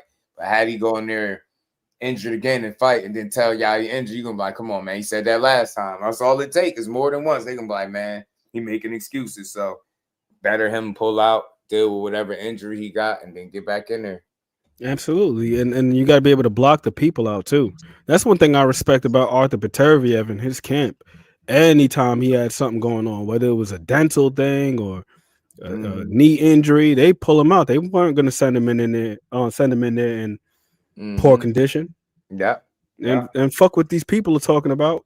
You mess around, you look like how Khalil Coe looked in that first fight. And to your point, when he went back in there and he was in better health, it was a complete 180. It wasn't even like the same two guys were in there fighting. Right. It looked completely different. Right. Like Gallegos was never able to get his offense on track. He had no answers defensively for Khalil Coe's jab, and then from the jab, then he started layering the other offense. It was just a terrific performance. And shout out to Gallegos for giving him the opportunity to run it back. Because a lot of guys would have been like, hell no. Like, I beat him so sound the first time. Why would I run it back? So salute to him for doing that, man. Giving him that opportunity. Yeah, I respect it for sure. And respected Khalil Coe for showing us that something clearly had to be wrong because of the way he turned it around. I mean, it was so, I think he answered all the questions anybody could have had for him. Got people a few years ago saying Devin going to develop, man, strength. He get knocked out to 147. We shall see. Yeah, we're going to see.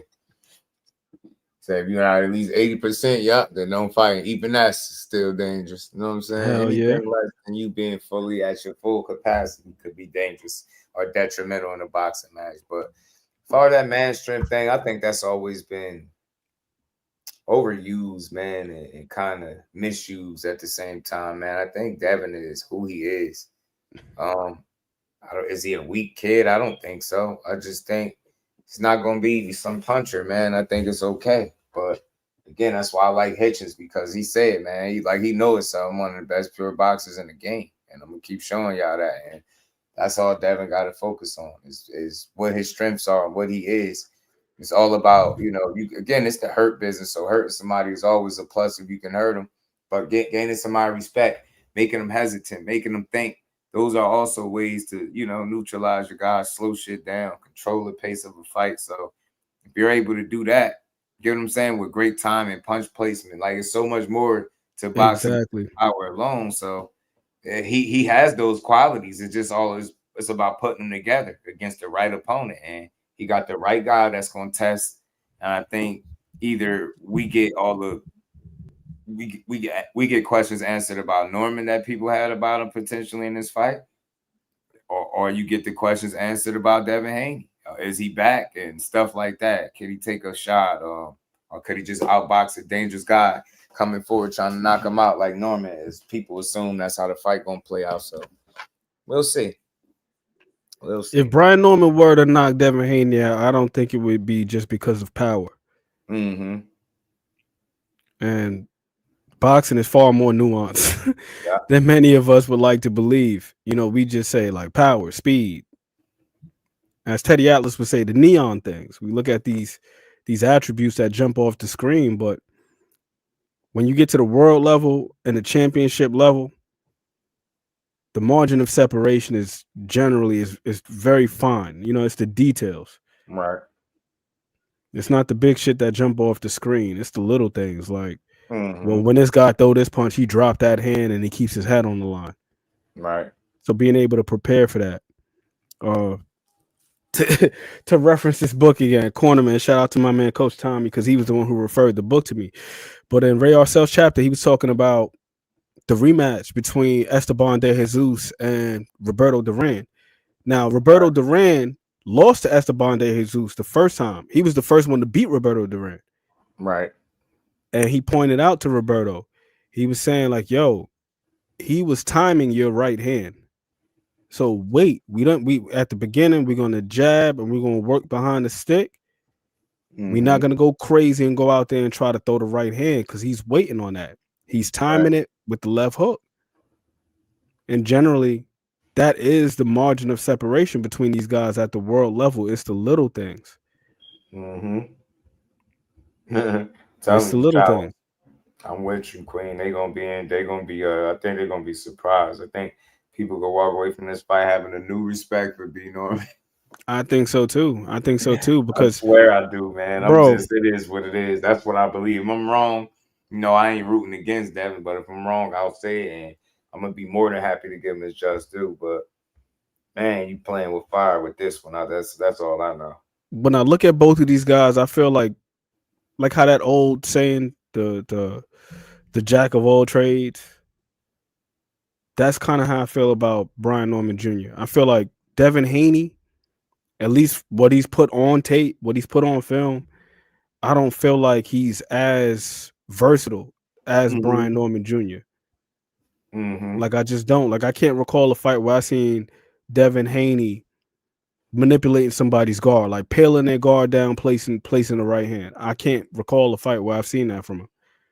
I can't see a fight with him where he's fought extensively on the inside. But I do know that Devin Haney's got a damn good jab. He picks his spots when he lets his hands go. He's a pick'em fighter. He's not really much of a combination fighter. He's a pick'em fighter. Yeah. That fight that he had with Linares, I know people gave him slack because of that moment in the 10th round. But there were some moments in that fight where I love the work that he was doing with his uppercut, bro. I was loving the way that Devin Haney was using his uppercut. So he's got certain things at his disposal, but I feel like he is exceptional at what he does. But when I look at Brian Norman Jr., he's shown a little bit more, but not just all in one fight. Right. Damon, I know my man Damon, we were kind of talking amongst ourselves about the Quentin Randall fight. He said, "Oh, it was sloppy. All you got to do is frustrate him." But if you go back and look at that fight and look at some of the work that Brian Norman was doing on the inside, where he was able to refuse the clinch, or the way he was able to pin Quentin Randall up on the inside, working him, placing his head on the opposite shoulder, pinning him, posting him up with the forearm, coming back over with little shit like that. Like yo, this dude is pretty damn impressive in that regard. And then the Jin Sasaki fight, the most exciting thing about that for me was the guard manipulation in the 3rd round. I know a lot of people got excited about the knockout. He knocked the guy out cold, and even that, I thought that showed pretty good time. And Sasaki went to stab him to the body. It wasn't just a random, he just went out there and just threw a haymaker. He peeped it in the 1st round. If you go back and you look at the 1st round, he threw a jab at Sasaki. Sasaki slipped the jab to the outside, right? He changed levels, slipped off to the right. Then if you look at the 2nd time, he feinted a jab, got Sasaki to slip off to the right. Then he threw a left hook where he was going. So like B is like sneaky like that. Yes. And then with the Cuevas fight, he did something that was unconventional. Generally, you say you do what off the jab? You hook off the jab.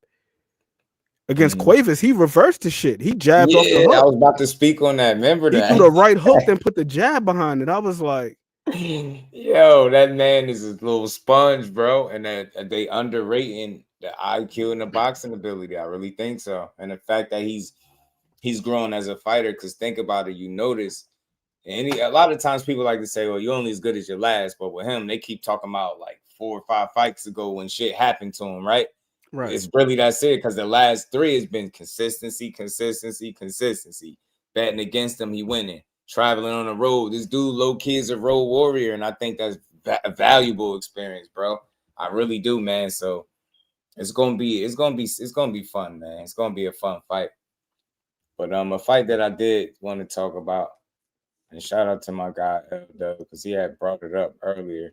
See, but Damon Wester, that's why I mentioned the 3rd round. I wasn't even talking about the knockout. I'm talking about like the little things, the technical things.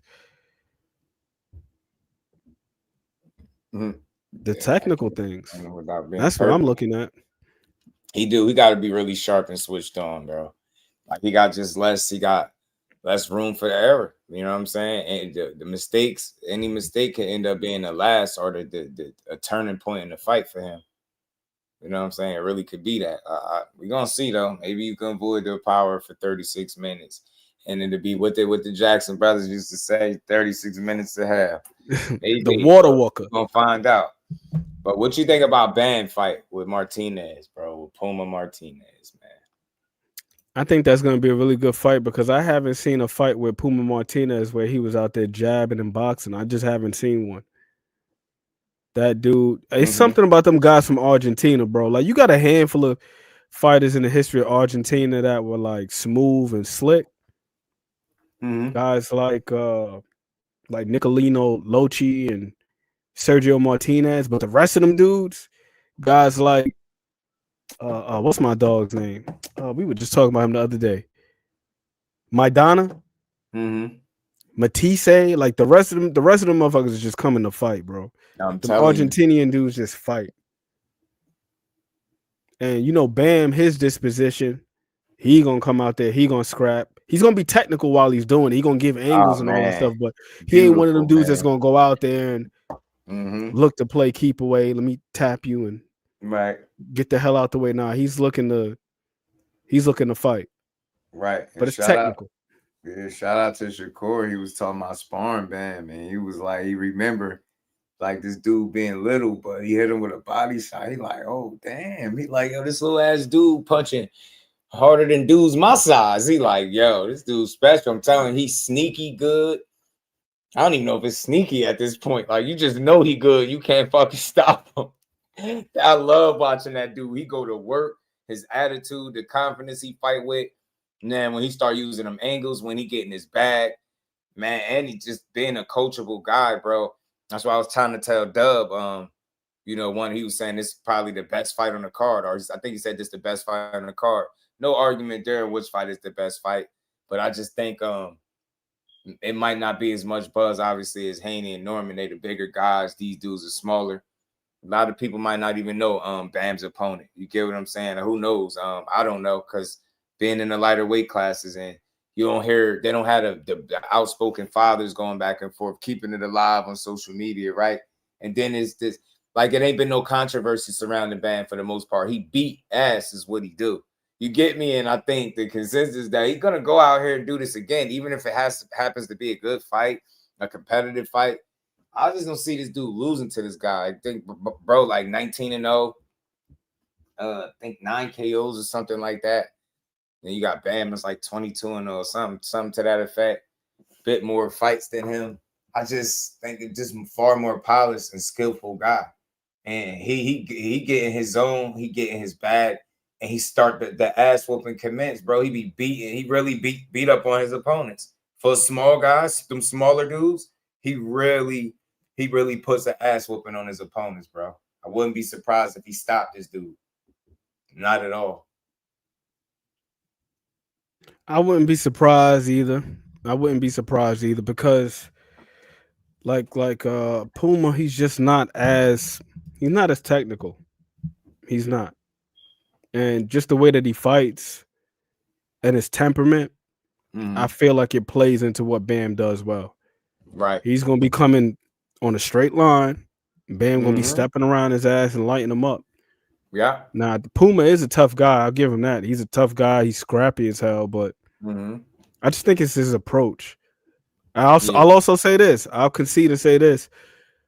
I'm going to have to go Sam Jackson here and say the absence of evidence is not the evidence of absence. So I don't know what the hell he has in his bag, if he's got a deeper bag, because that happens as well. Sometimes, you know, a guy can look one way in one fight, then they come in another fight, and then they're doing something else.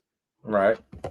So I don't know. But from what I've seen, he's just very scrappy. He's coming straight at you. And Bam is also very scrappy, but Bam is also very technical at the same time. Right. Yeah, man. That's what I say. His footwork is second to none. The way he set up his shots, he set traps. It's just not a lot he can't do. And he's sneaky good defensively, right? He know how to get away from shots, make sure you don't land flush on him. And he be right there. It's a presence in the ring with this dude. Like I said, he's not no bully per se, but he definitely show you who be in control. Like, he know how to take control of a fight and initiate this shit. Be first. He ain't sitting around just waiting for you. If you ain't gonna get it popping, he damn sure is. And it's like, pick your poison. Either you're gonna try to take the fight to him or you're gonna let him beat you up. And it's the angles too, because he orbits around. Like, Bam is not one of those guys where he's getting his shots off, as you said, you know, being first. He'll be first, but then he'll step over. Where a lot of guys, they'll be first and then they'll reset the range. Like Richard Hitchens. Richard Hitchens is really good with that. Like, he'll hit you with a jab, hit you with a 1-2, then he's stepping out of range. Now you can't touch him. Then he approaches you again, rinse, wash, repeat, and he does that over and over again. Not Bam. Bam will hit you with some shit, step over. He'll still be in proximity in terms of like being like an arm length away. But instead of now being over here, now he's over there. Right. And it's so crazy that it's like well known. It's well known that you know, people expect to see this footwork and them angles, and when he do it, it's like an excitement from the crowd when he start doing shit, because they know this dude is exciting to watch. A small guy, he's not gonna be a stationary target. He don't give you what you want, and he gonna get what he want. He gonna find his distance in his range. He gonna pick his shots. He gonna execute. And it's a plethora of things that he do in there at a high level, man. He's just a special small guy, man. One of the best fighters in boxing, hands down. And that's going to be a fun fight. But like I was saying, it just ain't a lot of controversy, right? I think people look at it as a good fight. Of course, Bam taking another challenge, you know, trying to accomplish more history. You know, dude is, what is it, multiple division champ, is he? So they got that. And I don't know, man. I just don't think people expect nothing different from Bam, right? He set a standard, and I don't think nobody feel like it's going to be anything less than what he's been doing. It's just a matter of how he going to do it, right? And not overlooking nobody, but he's solidified himself in the minds of the people. And I love when I hear the Shakur Stevensons of the world give him his just do and tell you how good or how special this dude is. And every other people too, you see, but he show it to you. We don't got to listen to nobody talk about him. We going to see it. He going to show you. That guy, I haven't seen a fight from him that was boring, that I didn't like and wasn't intrigued by. Like, if you understand Bam Rodriguez, you can learn a lot about boxing, because that kid can do a lot of shit, and he's still young. And man, his brother was talented, but man, he took that shit to another level. Ace, peace, family. How you feeling, bro? He took it to another level, bro. Like, I love watching Orlando Canizales. And Bam, to me, is similar to that. But I feel like Canizales was just a little bit twitchier. Yeah. Like his fight that he had versus Billy Hardy, bro. Footwork was so damn crazy at moments, it almost looked like he was glitching across the screen. Like, how the hell did he swim underneath, pivot out, and end all the way up there? Like, several times in the fight, he ended up behind Hardy. And by the time Hardy was turning around, he's getting hit upside the head with some shit. Like, that's a different level of footwork, where you can end up behind the guy. By the time he turns around, you already got a punch coming for him. Yeah, Bam is that impressive. I'm like, bro, it get to a point where it start looking like it ain't fair if you're not ready for that shit. I've seen times where people have been prepared for it slightly, right? They've been able to answer or respond and react to him utilizing the angles. But for how long, though? Can you completely stop him from doing it the entire fight? He's going to catch you at some point. And he's going to position, and it's so subtle. It's just boom, boom. He make the move, and now you out of position, and he in position. You turn, and he clipping you with some shit. That dude is impressive, man. I know Robert. You seen Cafu try to mitigate that to some degree. You seen what Cafu's strategy was? Yeah. Go straight to the corner. Like, Cafu did not stay in the center of the ring, bro. Whole fight. And he was doing that intentionally. Because it's like, all right, if I'm over here in this corner, if I'm in this triangle. When he was going to eat corner, he was playing the corners intentionally in the fight. Yeah, he ended up because it's what you just said, bro. If he was in the center of the ring, Bam got a whole lot of real estate. He could just be pivoting around his ass, turning him the whole fight. But if you're in the corner, there's only but so much space. Right. Now that's also dangerous, right? But it takes away some of the angles from Bam, but it also pretty much makes you a sitting duck. So your ability to catch and shoot and do things like that, it got to be on another level. Because Right. like, yeah, he can't pivot outside or step over and turn you. Mm-hmm. But now you pretty much confined yourself to a triangle. And that's Right. also very difficult to deal with. So Right. and he ultimately ended up getting stopped. Yeah, he did. Yeah, he did. He got stopped, but he did. He was able to prolong the stoppage, though. Yeah, he was able to prolong it. You could look at a guy, I swear, with Ban, and you can look within the first few rounds, the first 2 to 3 rounds. I'm serious, and you see how they're fighting and see if they got it or not. Like that, with their approach, you'll figure it out. Kind of, you like, yeah, this gonna be one of them. Because once he started, get in his bag, it's like I haven't seen nobody been able to turn him off or stop him. Right? I haven't. Like people have moments, but they're only moments, and that's not enough for him. Like you gotta really be winning the fight. I don't see this. He don't let you take control of the fight at all. You might take control of some rounds, maybe some moments here or there, but he do not let you consistently beat up on him, and you spend the fight trying to figure shit out while he be putting hands on you. That's a fun little guy to watch. Man. Telling you, I'm glad. I was mad when I first got on to him that I wasn't watching him sooner. That was one of them. I'm like, man, I'm mad I wasn't watching him sooner. Been watching him for some years now, but didn't watch him as early as I would like to. And the thing that also makes him difficult to deal with is, on top of him being a phenomenal boxer, the motherfucker is a dog. Remember that fight with who was it, Christian Gonzalez? He got his jaw broke. He got his jaw broken like the 6th round, bro. Yes. And thug that shit out. Same thing with Inoue. Like Inoue out there getting his damn eye socket all broken up. In the No Nito Donaire fight in the first one. Yeah, he did change the way he was fighting. This dude Diffie. I was like, bro, in here fighting with a broke jaw, and ain't got not a single shred of quit in him, no hole in him, no nothing. Like nothing, bro. Like I think he got unanimous love. I don't know nobody that don't love him some Bam Rodriguez, bro. How could you not? We seen my dude Squayo, the dude that fought Jai Opatah. Remember Jai Opatah broke his shit like a couple months back. Hit him with that shot. He broke it in like 2 or 3 places too. Bro. Yeah. Soon as that shot landed, that man tapped his jaw and was like, he's done. Waved it off. Bam Rodriguez got his shit broke, fought like several more rounds after that. Crazy. That is bro, was like, yeah, that's going to do it. But you got Bam out here, you know what I mean? He's fighting through the wire, you know what I'm saying? You got people like Oscar Valdez, shit broke, fighting through the wire. Was it Valdez? Yeah, Valdez got his shit broke too. Scott Quigg, wasn't it? Yo, Valdez a dog too. I give Valdez a lot of credit.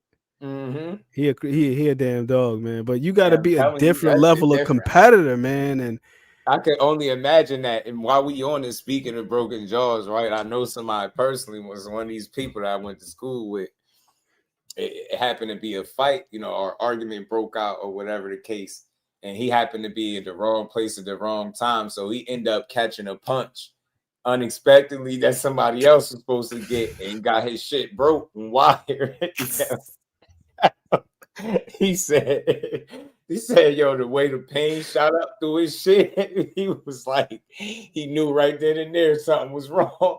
He knew right then and there he couldn't take another one of them. He's like, what the hell? Like, you get in the middle of something and boom, you eat the shot. Next thing you know, now you drink it through. Now you drinking your meals for the next getting broke inadvertently. That shit has to suck. I mean, it's one thing. Yeah, Opatah did get his joint broke versus Maris Breeders too. Yeah, you gonna point with that, dude? Yeah, he did. Man. He thugged it out. But it's very few guys that are able to do that, because we seen some big men get their jaws broke, get their orbital bones. Like Daniel Dubois, he got his shit broke up. It was a wrap. Joe Joyce got his joint broke up. It was a wrap. Billy Joe Saunders in there with Canelo, that uppercut. It was a wrap. It was over. Right. Dudes be quick. That's why I said some of these fighters be dogs. Shit, you think Nick Ball born, Broly? Hell no. Nah. Man, shout out to him. That dude really can go. I really like that little dude, man. That little tank of a dude. He can fucking fight, man. He's bleeding every really fight. Sit there and watch, and he's exciting. He won a fight. Now, Nick Ball is really fun to watch. Really, really fun to watch. He is. It's a little beef with him because they gave him that nod over my guy Ray Ford, but it's love. You know, I like Nick Ball though, but he that little guy can go, man. And every time I see him, I'm just like, it's not on him, it's in him, bro. That dude, he got a heart big as a lion, bro. I'm telling you, I like the way he approached the game, man. He really get in there and he's entertaining. He technically sound. He throw combinations. He let them hands go. That dude really can fight. I like Nick Ball, man. Breedis Hall of Famer. Yeah, Breedis is nice, man. But when you that small though, bro, he's a dog. You ain't got no choice but to let your hands go. Like you gotta fight. Yeah. Because like Nick Ball, he doesn't have the attributes and the luxury of being able to sit back and just jab away. Like, nah, you gotta press. You gotta put that work in. You gotta get to the inside. What does Nick Ball's reach? Like a 63 or something like that? Right. So he got. Let me see. Make sure. I know he got a little arm ass. That's scrappy dude right there. He got them little T-Rex. Put him up. He got them. Nick Ball. Man, you know the wrecking Ball. I hate the fact that they don't got it. He 5'2", so we could just imagine. I hate when they don't be having people reaches though on the rack, man. That's why I gotta up you. You gotta get it. According to Google, they say it's around 65. Yeah, he got them T-Rex specials. Got the T-Rex specials for sure. Yeah, I wanted Ray Ford to beat him too, but look, you know, one thing that was evident to me when I was watching it was that he was cooked on that scale because he looked very like sluggish and lumberish, like he didn't have it. It was almost like the Tin Man that needed oil, like something was missing, right? He didn't have it, and I could see it, and I'm like, you can tell he had a tough weight cut and he fighting through it with no excuses. But I can see this shit. Credit to Nick Ball because he a dog. He had to earn that shit. He looked gaunt, bro. Like you seen his damn cheekbones. Yeah, them shits was protruding through, like sharp enough to cut diamonds. He had sunglasses on the whole time. Yeah. So I'm pretty sure there was like some sensitivity to the light. Yeah. He was wearing them big ass hoodies. Yeah. Like it was very clear that Ray was going through it during that weight cut. And then you see him when he go up the next fight, he looked way sharper. And I'm not even talking about got it, yo. Shout out to Turkey, man. Shout out to the opponent. Turkey. Say what y'all want. He all right with me. He got the full fight, bro, and I can go back and watch it. Yes, sir. I will watch this when I get off. Yeah, Turkey, he posts a lot of the full fights. Turk, man. And Ring Magazine, bro. Like right after the fights, they got the full fight on there.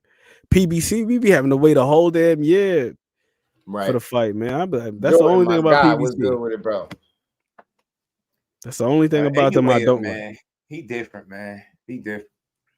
It's a little special little guy too. I thought he was gonna stop Akmadalier. He didn't though. He beat him up though. Yeah, he did. Beat him up though. That's the thing about him. He don't have to stop you. He's still gonna beat you up. You gonna get beat up. Oh, you gonna get beat up. That little dude really could fight, and I love his confidence. I ain't gonna lie. Anyway, fight with a bit of an arrogance to him. Like he know he nice. I don't care what nobody say. It's good arrogance though. It ain't bad. It's like he know he better than you, bro. Like the way what's that dude name that when he was trying to get him to open up, dude that took him late. He ended up stopping him late though. Oh, I know. Paul Butler. Paul Butler. There you go. He started putting his arms behind his back. Say anyway on some shit. He started pulling the Roy Jones. Yeah. He'll clown a little bit on occasion anyway. Man. He'll clown a little bit. 5'5" small man punching the stars out of you. Punching the damn sonic rings about your ass. Man. Just imagine how you feel when you're the guy that's able to put him down, right? You put his ass down, and next thing you know, he up putting you back down, punching you through the damn rope somewhere. Telling you, man, that's a fun little guy to watch too. But Nick Ball is very fucking scrappy, man. Very, very scrappy. PGH, big dog in the building. My dog behind the hands in the building. He said just finished breaking off fools in there. Hey, yo, y'all be out, yo, people out in traffic ready to lose their minds. Yo, people is wild out there. I don't know why I don't see you over here. Something going on, yo. I've been trying not to complain and work through it, but that's why I be having my TV on, because the comments are not showing up over here, but I can see it on the TV. It's crazy. Yeah, I'm looking on stream, yo. I don't even see behind the hands. You see what I'm saying? God damn. It's been going on since like last week. Like, even a couple people hit me, not a whole lot, but a few people hit me like, yo, I couldn't even find your stream. Like, they clicked on it and it said unavailable. Then my girl got home and she said the same thing. So I clicked on you and it just said unavailable, like he wasn't even live. And I don't know what that is, but we're gonna figure it out, man. We just gonna work right through it. Is it the top chat? Let me see if it's live chat. All messages are visible, because there's another tab on here. I still don't see behind the hands. Nope, I don't see him. And I see Reef at him. I see Reef saying over the side chick, hope you smooth for real. Now I see him. Now, no other. Oh no, now I see it. Now it says because N is at 12K, so he can't see me. Crazy. No, so that has been going on, because I know I wasn't tripping. I've been saying that since like last week. Okay, we're gonna work right through. He said it because it ain't in 12K, so he can't see. Yeah, the ant over there got the super duper. You know what I mean? It's pleasant surprise. Sponsored by Apple. Getting it in with Nick. Yeah, he was scrappy as hell. But yeah, overall, yeah, I just wanted to make sure I gave Bam his just due. It's a phenomenal young fighter. We love him to fight. I know he didn't make the thumbnail, but I ran out of space because it was the least controversy surrounding that. And I think, I'm not saying he can't make no statement. I think it's out of every fight, his is the most expected, right? Him and Benavidez to a degree, right? Because, you know, I'm going to play a clip from Tim Bradley, because we're going to talk about Abdullah Mason and Sam Noakes. And look, y'all, I might be wrong, but my bold take is Abdullah Mason going to stop Sam Noakes. Think he's going to thinking belt to ass. I think that's gonna be his coming out party. I don't think he's just gonna win a comfortable decision. No, I think he's gonna hurt Buddy. But let's hear what it's gonna be that precision, bro. Right, what Tim Bradley had to say about it, because he said, look, Sam Noakes could be a problem for the young Abdullah Mason, but I listen, I think Abdullah is gonna beat his ass, man. I'm not even playing like I ain't saying he's gonna make it. Show a good account of himself. I think the end result is a knockout win for Abdullah Mason and the new. You get what I'm saying? And his championship run gonna start. The question for me after he beat his ass is how many more fights you got at 35 and which fights you actually gonna be in at 35. But real quick, it's only a 5-minute clip. Let's roll it. Tim Desert Storm Bradley, you already know the rest. Man, shoot, Sam Noakes. He could be a problem for Mason. Shit. Look. The man is a linebacker. He's a tracker. Yeah, a linebacker. He track runners. Oh, yeah. Oh, you in the backfield? Oh, you a tailback? Oh, he tracking you down. He know how to cut angles. Yeah, he's creating havoc in the backfield. He's filling holes. Yeah. Look, hey, when I watch him, man, that pressure he put on his opposition, oh, yeah. It's some technical pressure. Oh, yeah. He'll come behind a strong jab. You know, he'll get underneath offense, attack your body. He'll rough you up on the inside, be physical with you. Yeah, he a true pro. He a real pro. He got a ton of experience. 12-round experience. I think he went 3 or 4 times 12 rounds already. He ready for this. Oh, yeah. He ready for Mason. Now, there's only I think there's a big problem, though, right? The big problem is that can he deal with the speed and the power, right? And the tenacity of Abdullah Mason. That's going to be the problem. Abdullah Mason's like Marshawn Lynch. Nope. He either going to go through you, he going to go around you. Yeah, he can do it all. He can even punch in between shots. Yeah, that's his specialty right there. Yeah. You know, he strikes like a cobra. He do. And a lot of fighters don't even know they was hit until they had that delayed reaction. That's how hard and fast he hitting you. It take time for your brain to register that you was just hit, and then your body react. I seen this young man hit people, man, I'm telling you. Oh, yeah. Similar to Norman, where they forget where the hell they was at. That last fight he had, dude didn't even know. He had no clue where the hell he was at. Yeah, I asked the referee, He's like, he didn't even know he was in a fight, Tim. I'm trying to tell y'all, man. Oh, yeah, I consult with the referees afterwards because I want to know, hey, what did he say? He had no clue he was in the ring. He had no clue he had just fought. Yeah. So it's going to be about this. That is crazy. Can Noakes take the power of Abdullah Mason? Yeah, can he deal with the power? If he can deal with the power, oh yeah, down the stretch, because Abdullah Mason's only been, I think, 7 rounds. He going 12. Yeah, it ain't no joke going 12 rounds. Especially when you got a guy as tough as Noakes. So if Noakes can get past getting knocked out early, oh yeah, it's going to be real interesting. Because we're going to have to see a complete fight from the young phenom in Abdullah Mason. You know, he hasn't had to have a complete fight yet, right? He ain't been pound 7 rounds. So we don't know what to expect late from him. My God. At all. Yeah, we seen him shine early on. Absolutely. You know, even in his toughest moments, you know, Abdullah Mason, you know, he struggled with pressure. Is that still a weakness? Yeah, his toughest fight. It could have been a loss. I forget where it was at. I don't know if it was in Philly. I'm not sure where it was. It might have been in Philly. But yeah, he's a little short little tank he fought. Dude that put relentless pressure on him. Yeah. Tested his will. Broke up all his skills. Right? See, that's what pressure does. It cuts through all the skills. It cuts through styles as well. Don't matter how cute your style is, that pressure will cut through it. Yeah, unless you gold. I thought he did. Yeah.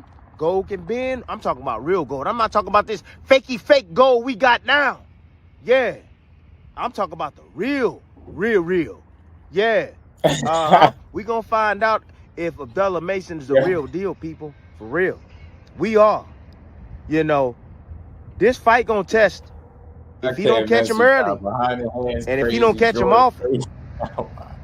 Look, this man Noakes gonna gain more confidence throughout the fight. He's been here before. He's been 12 rounds.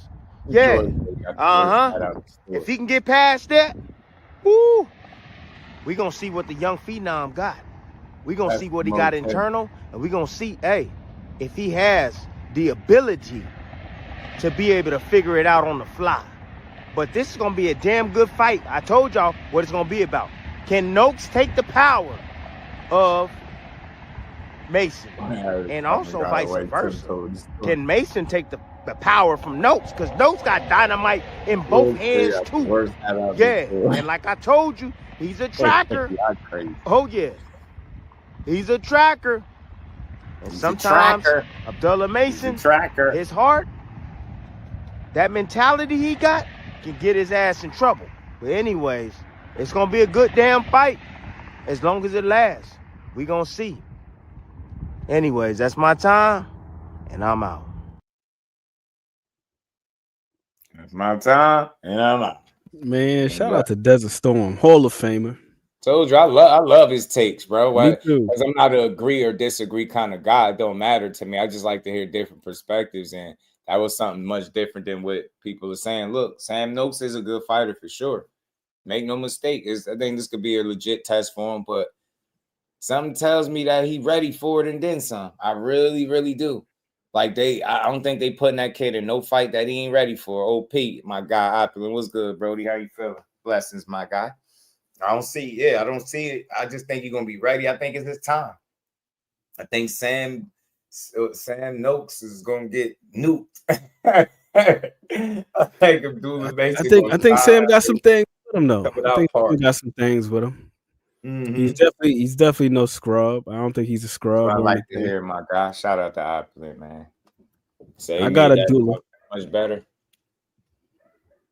I got Abdullah, but there are some things with Sam, like what Tim was saying as far as him getting to the body. We were watching it briefly the other night. Shower. We got to put it back on. We were watching Sam Noakes. Shout out to Opulent. We were watching Sam Noakes versus Ryan Walsh, I believe it was. Right. He's a solid counterpuncher. he is very, very, very reactive. So if you throw a shot, he's looking to place one. So I think it's going to be very important for Abdullah Mason to work those feints, be sharp, be precise. I think that's what's going to win it for him, the precision, like his ability to be a sharpshooter. Because Sam Noakes, he is pretty reactive. Like you throw a right hand, he's looking to throw a left hand over the top. One thing I have noticed when it comes to the body punching, he does prefer to throw the right hand. Like he's got a pretty good body attack. So if you're pulling straight out, he will try to place that right hand to the body. And it's not quite, he don't really turn it all the way over like this. He kind of throws it like a shovel. Because it's not all the way in uppercut where he turns it over. And it's not a hook. It's kind of like a shovel to the body. But he's pretty damn consistent with that. And he's been 12 at least twice. I know he went twice. I know he went 12 with Yvonne Mendy. Somebody in the chat mentioned that he hasn't really been in there with too many punchers, which is true. I think Yvonne Mendy might have the most amount of knockouts that he's faced, and he's not even a big puncher like that. And how many American fighters has he faced? Not too many, but he's been in there with some quality guys. They've been quality, but from a power standpoint, they haven't been able to match him. I know that Sam Noakes he's won all but 2 fights by knockout. So much like Abdullah, but I'll say this. I think that Abdullah Mason, he's faced the guys that are just a tad bit more battle tested. Like Carlos Anales was a guy that was coming up in weight, but that dude also went the distance with I hate to say this guy's name because he stopped my guy. God damn it. Espinoza. Then he's been in there with Nakatila. Now Nakatila, of course, he's been stopped by what the hell is my man's name? Morataya, and somebody else stopped him. But we know Jeremiah Nakatila, at the very least, he got power. He does have that. Can't take that away from him.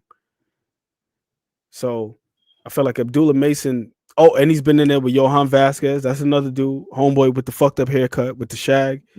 That dude had like 21 knockouts. You know what I mean? So shout out to Dub, man. Hope you was in here for the band breakdown, man. Dub was on my helmet about the band. Low key, Dub was pressing in the comments. Manuel Jaime's got solid power as well. Manuel Jaime's the dude that was in there with Rolly. I watched a couple of his fights. He got some solid power on him too. You got that Rolly fight. That shit let me down, man. Because I'm like, damn, Jaime, I seen you fight better than that. But maybe the power of Rolly maybe had him a little spooked. But I feel like as far as power is concerned, Abdullah has been in there with the better punchers. But I will say that Noakes has been in there with some competent guys, some guys that can box well. Like Ryan Walsh is not a bum. He's not a scrub. Not a big puncher, but he's not a bum. Yvonne Mendy is a damn veteran. When Sam Noakes faced him and he took him 12, Mendy had over 50 fights, bro. Like Mendy was like 48-6 or something like that into that fight. So that dude is a veteran. And if I'm not mistaken, he wasn't stopped. L-Dub may correct me if I'm wrong about Mendy, but from my understanding, all of his losses came by decision. And all of them, he gave these guys some damn good fights. Like Yvonne Mendy can fight. And that's the guy that upset Cool Hand Luke. Luke Campbell. Yes, he did upset Luke Campbell. Yeah. Correcting me. I kept mixing him up with Edner Cherry. Why in the hell? Pardon me, but I'll never forget I watched that fight because they was expecting him. Mendy can fucking fight, bro. Mendy can fight. Expecting to win, and he was schooling Campbell. I'm like, yo, he can't figure him out. I said they jumped him up one step too many. And that's what it looked like the entire fight. I was like, oh, he can't beat this guy. Mendy, he's one of them veteran dudes where it's like if you're in there and you're not on your A game, you know what? Like another guy I like Steve Rose. Like I love watching Steve Rose box. Abbas Baru when he beat Tellis. Like Tellis, that kind of spot he was in. It's the guy that's coming up, Luke Campbell. What is he? Gold medals. He expected to do well. Then he get upset. Tellis. He was doing well, but then he just started unraveling, bro. That shit, boxing is that positioning was so crucial, bro. It's that crazy. when you having your way, how you look versus when somebody putting up the resistance or giving you that same type of shit back, how you start to fall apart, especially when you start to see somebody mouth busted, nose start leaking. Now they have some type of braids coming out in the back. Shit looking bad. You went in there with one hairstyle, you know what I'm saying? Come out with another one. You went in Came there out with the Ja Rule. You come out with the Ja Rules. Shit ain't Halfway looking good, braided. man. Shit wasn't looking good. I'm like, damn. He was putting them beats on. See, but that's why it's important for us to do our research on these guys, because just because this guy, he may not be the marquee or the flagship guy or the next blue chip, whatever, and nobody's really pushing him like that. Just go look at his fighting style. Like, what does he do well? Shout out to Shawa again, because she was on Abbas Baruch. She actually picked him to win, and she was talking about like his his pressure. She picked him to win. Not even she surprised. Picked him to win. She did it. Because I was asking her, I was like, "What you think about Abbas?" She was like, "Yo, he's really good." And that dude one is of the best at it, yo. He's she one of bro. the best. Abbas Baruch is very technically sound, and with the little things too. It's not just the big things; it's with the little things. Like when we went back and watched it together, it's just so impressive seeing his positioning and seeing how intentional he was. Because Tellus was out there fighting southpaw most of the fight, right? Abbas Baruch was out there orthodox. He's shading this dude towards the right hand damn near the whole fight. Every time this dude tried to escape out weak side, he cut him off, beat him to the punch. Stepped in, cut the angle off. I'm like, damn. So Tellus was going where he wanted him. Where Abbas wanted him to go the whole fight. Yes, Q. Very intelligent pressure. It wasn't just coming in on a straight line, and because there's a fine line between like walking a guy down and cutting the ring off. And cutting the ring off is not always a matter of, all right, the guy is already in motion. He's already in transit. Let me slide over here and stop him. Nah. Sometimes cutting the ring off is doing your work early, which is I'm not even going to allow this guy to go this direction in the first place. I'm going to shade him this way. It's like when you see like a good basketball defender, right? If a guy is right-handed and he kind of weak with his left hand, what do? You shade him and make him go left. Right. You don't allow him to go right, then try to cut him off. No, bro, I'm sitting on the right hand. You gonna go left, and you gonna have to beat me with that left hand. And that's what Abbas Baruch was doing to Tellus. Like, bro, if you want to beat me, you gonna have to beat me going to your left, and I'm gonna make you go to your left the whole damn fight. Right. Crazy, bro. You fight for article without a coach, it's a good chance you're gonna lose. Yeah. True. That's a fact. Yeah. That's a fact. Yeah, man. That shit is tough. Cause he started unraveling in that fight, man. Started unraveling.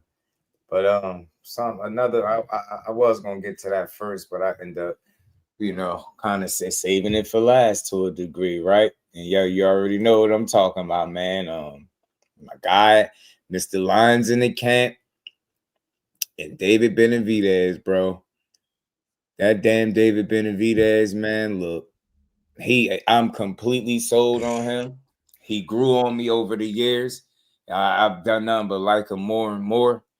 And I'm just gonna go ahead and say I don't see him losing right now. That guy is a fucking machine. He trained like somebody. He got that shit. He's trained like he possessed. What the fuck is his problem? That's what I be looking. I be watching. I'm like, what is his problem? Like, bro, need a hug for real. He don't, buddy. That's how he trained. Like, it ain't shit left for me to go back to. This is all I got. I don't got no beautiful girl and kid, right? Like, I don't have the family. I ain't got my pops riding with me. Yo, bro, fight like it ain't. I ain't got shit. It's just boxing. Boxing is life. Man, and then it's amazing to watch because it transitions over into the fight. He trained that way, he get in the ring, and he fight that way. That shit is, and you know what? Unlike, it's like Virgil is very similar in that regard. Kind of got that motor, but I think he can do it, and it can work to his detriment. Not with Benavidez. It's more controlled. I think his IQ is underrated. That dude is a goddamn problem, man. He really is. Like, big time. You gotta beat his ass. And I'm telling you, with the way Anthony Yarde fight, no. Anthony Yarde, yes, it's lines in the camp, and it's gonna be lines in the camp even after you get stopped. But damn it, you're not beating him. You're not beating him. You're getting stopped, and probably be a little late because look, it be lines in the camp, and you tough, you fight hard.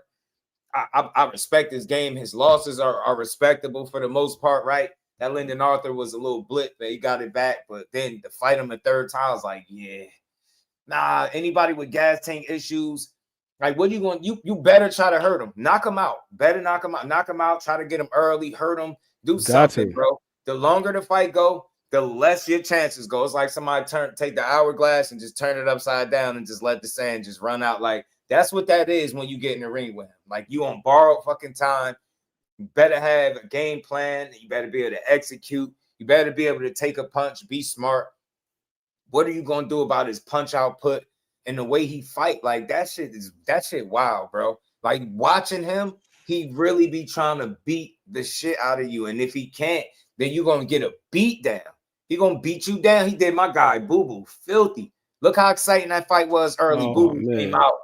Pressing him, landing shots. He throwing uppercuts. He trying to maul him. I'm like, that look good. And right in the midst of it, you catch yourself. You like, hold up. That's more Benavidez kind of style to maul you, beat you up, beat you down, and just wear you.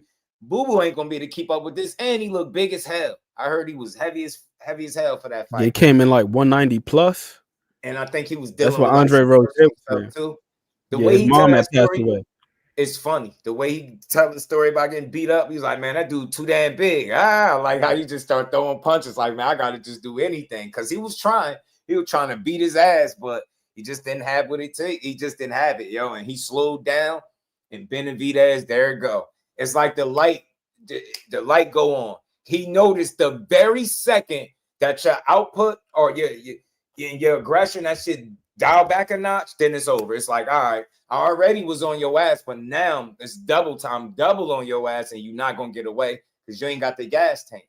And Boo-Boo just had to take it until he couldn't no more. I was like, damn. You seen his face starting to break up. I'm like, damn, I know. Once you see that, very rarely do guys come back once they start getting their ass beat like that and their faces start looking crazy, mouth start being open. Now you're seeing the gum shield. You know what I'm saying? Shit just start posture a little different. They slouching over a little bit more. The hands dropping, everything starting to look crazy. And then the hair, like it's the hair. Don't have no stupid hair, man. It's because with him, it's still technical. Mm-hmm. You know what I mean? It's still technical. It's still tactical. You got some guys, they go out there, they just throw shots all willy nilly. Right. But everything with him is just very purposeful. I just got to highlight what Jordan Smith, what Jordan was saying in the chat. And I agree with him 1,000% because I said it after rewatching him. I'm like, yo, he's economical as shit. And economical is not a word that you would commonly associate with a guy who's known for his work rate. Yeah. But he's economical. He's not conservative. You know, conservative is a guy who's letting his hands go sparingly. He lets his hands go, but he don't waste nothing. Right. And to your point about Virgil Ortiz, see, the thing with Virgil is for the most part, Virgil throws everything, same speed. David Benavidez is the type of guy where he'll take something off the shots to be able to set up another shot. Like if you get up there with the high guard, he'll like, you know, little shoe shine, touch, let something quick go just to keep your hands occupied in that space. And then the last shot will be hard as hell. He gonna rip one to the body. Right. It'll be like touch, and then boom, uppercut underneath. You turn my guy Boo-Boo to a victim, and he start leading with that right hand. It's pretty much over for his opponents. Yo, Doug. Just watch that dude grow over the years, and I've watched him be able to constantly figure out how to do shit that people say he can't do and do it better than what people give him credit for. It's like he can't even shit on his feet no more. Like, just look at him. He constantly working. That's why it's going to be so hard to beat him. He's not in denial. He has no problem acknowledging, all right, I might not be the strongest in this area, but I bet you after this training camp, I'm gonna be 2%, 3% better, 5%, whatever. I'm gonna be that much better. And that's real progression throughout a career. He always working. You see him working with so many different people, and not like the Devin Haney situation where we was explaining. Not that it's like he going to see the right people, right? And he getting into some sauce, and then he tying it into his game, and that should just make him a better, more polished or complete fighter, however you want to look at it. You know what I'm saying? With Devin, I think he started to struggle with, like you said, learning from so many people and trying to it's so hard to embrace all that and put it together and formulate this great fighter. But I think it's harder to do than what, it's easier said than done when you learn it from, you know what I mean? That's why you see people lock in with one trainer, or they have a team where, all right, these are the people that I'm consistently working with from camp to camp, instead of going here, snatch up some here, go over there, take a little bit. And then I think what's crazy about it is you ultimately don't end up with none of those people, but you end up back where you started.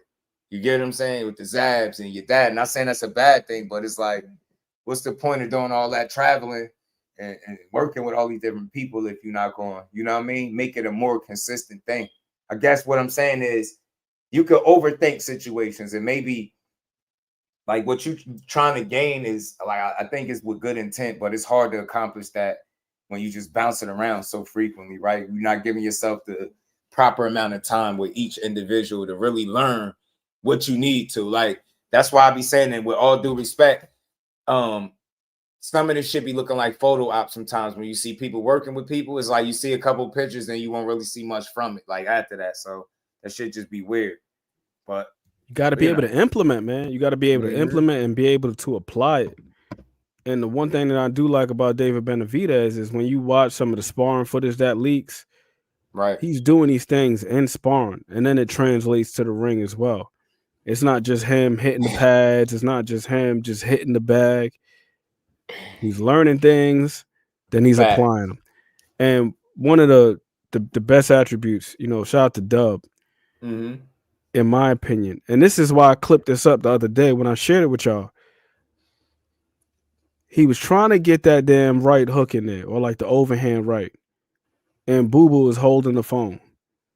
By the fifth time he throws that shit, he changes the trajectory of that right hand. What it do, bro? And from that point on, like once he realized, like, okay, if he's gonna hold the phone, I gotta either throw it with a little bit more fat on it and loop it, or I gotta throw it like this from an angle and come down on the top of it. Like a corkscrew right hand. I'm like, yo, that shit is just, he's sharp, man. It's not always technically pretty, but from a functional standpoint, this dude is just through the roof, bro. And his awareness, that moment in the Vazik fight when he threw the gazelle punch, like he leapt off his feet and threw a damn left hook and transitioned to a cross block before his feet hit the mat. I'm like, who's leaving their feet to throw a punch, and before their feet hits the mat, they're thinking about transitioning to defense. It's in the community section, Flossy. That dude's awareness is just, bro, it's just something else. And I was giving Flossy some grief, man, like last year, because I'm like, man, David Benavidez ain't that. We're looking at the damn Dennis Douglas fight. His footwork, he really was RoboCop. He was rigid as hell. His position, like that RoboCop comment. That hell no, going to laugh, bro. He was like RoboCop for real. Every time he was throwing that right hand, he had the dead leg, as Shawa would call it, because we was watching him extensively. He had the dead leg. He wasn't changing levels. He was straight up and down. He was stiff as a damn mannequin. Right. After those comments, he was working with Guillermo Rigondeaux. Then when he fought Boo Boo, this motherfucker's changing levels. I'm like, what the hell? Right. He throwing the right hand, he's throwing the right hand now. The back foot ain't dragging no more. Like, what the hell? Right. Shout out to my boy Flossy, because he made me more of a believer of Benavidez. That guy, somebody that do a lot of studying to David.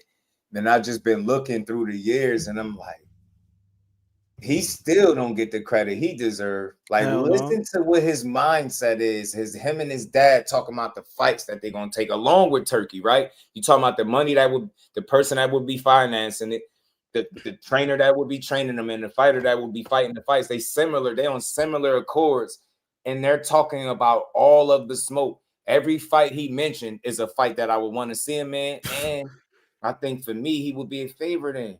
It's just, again, it's his style, bro.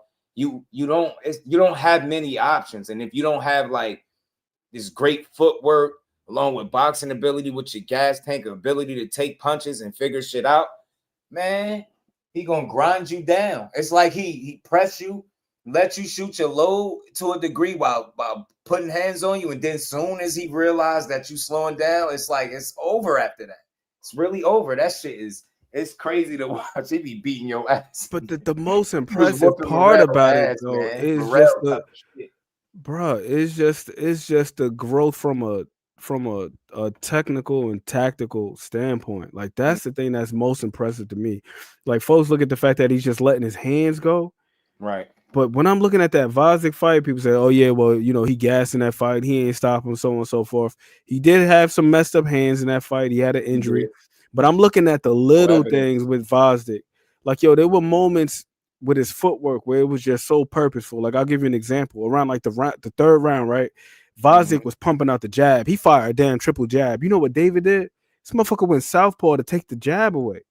Right. At the last 30 seconds of that round, he fought southpaw. Right. The last 30 seconds of that round, that man fought southpaw. And then he was able to land the straight left hand and then place all these other shots. Like, one of my favorite sequences in that fight was when all right, so when he started working Vozick to the body, right? Vozick started tucking. He started trying to make himself compact. He started trying to make himself small. There was a moment where he got Vozick up against the ropes and he posted him. So Vozick is crouched down like this, trying to make himself small, not to get hit to the body. David posted him. This is all just control game. Post him, straighten him out. Then he throws a damn straight right hand. Then he peels his guard down like he don't throw the straight right hand and bring it straight back. So disrespectful. He throw the straight right hand, peel this nigga's guard down, put the left hook behind it, then brought the right hand back, and then transitioned the left hand to maintain control of the peel, pulled him in, and then placed the uppercut underneath. I was like, how the hell do you defend that? That's what I'm saying. Somebody shout out to bro. He said he don't come to box, he come to beat your ass. But this is the crazy part. It's like a violent boxing match because he got the IQ and the abilities, the creativity. He can do shit in there, and I'm learning more and more about him. And I told you that what makes him unique. I don't think he cut corners. I'm not in his camp. I'm not in the gym with him. I don't think he cut corners, and he's just gonna be one of them guys that is a prime example of where you go when you don't.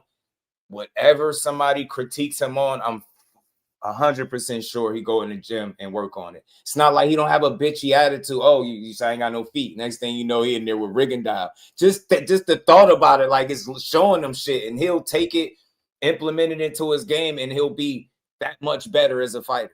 That's what he's been consistently doing. That's why I say I never disliked him, but he grew on me more and more over the years. And then when you hear him interview, the way he answered questions and then how he speak, very consistent, bro. That dude won all the smoke to me. All of it. Frosty, what it do, my guy? We talking about your boy. Talk to me. Yeah, what up with y'all? See, hey, they gonna get enough by saying that boy don't box. It's packaged different. Talk to him. Every once in a while, you'll see a fighter that do things in a different way that you can't really explain, and it probably wouldn't work for somebody else, but it worked for them. Like, there's so much violence going on in the ring that you wouldn't notice all the extra little boxing stuff they do unless you slowed it down.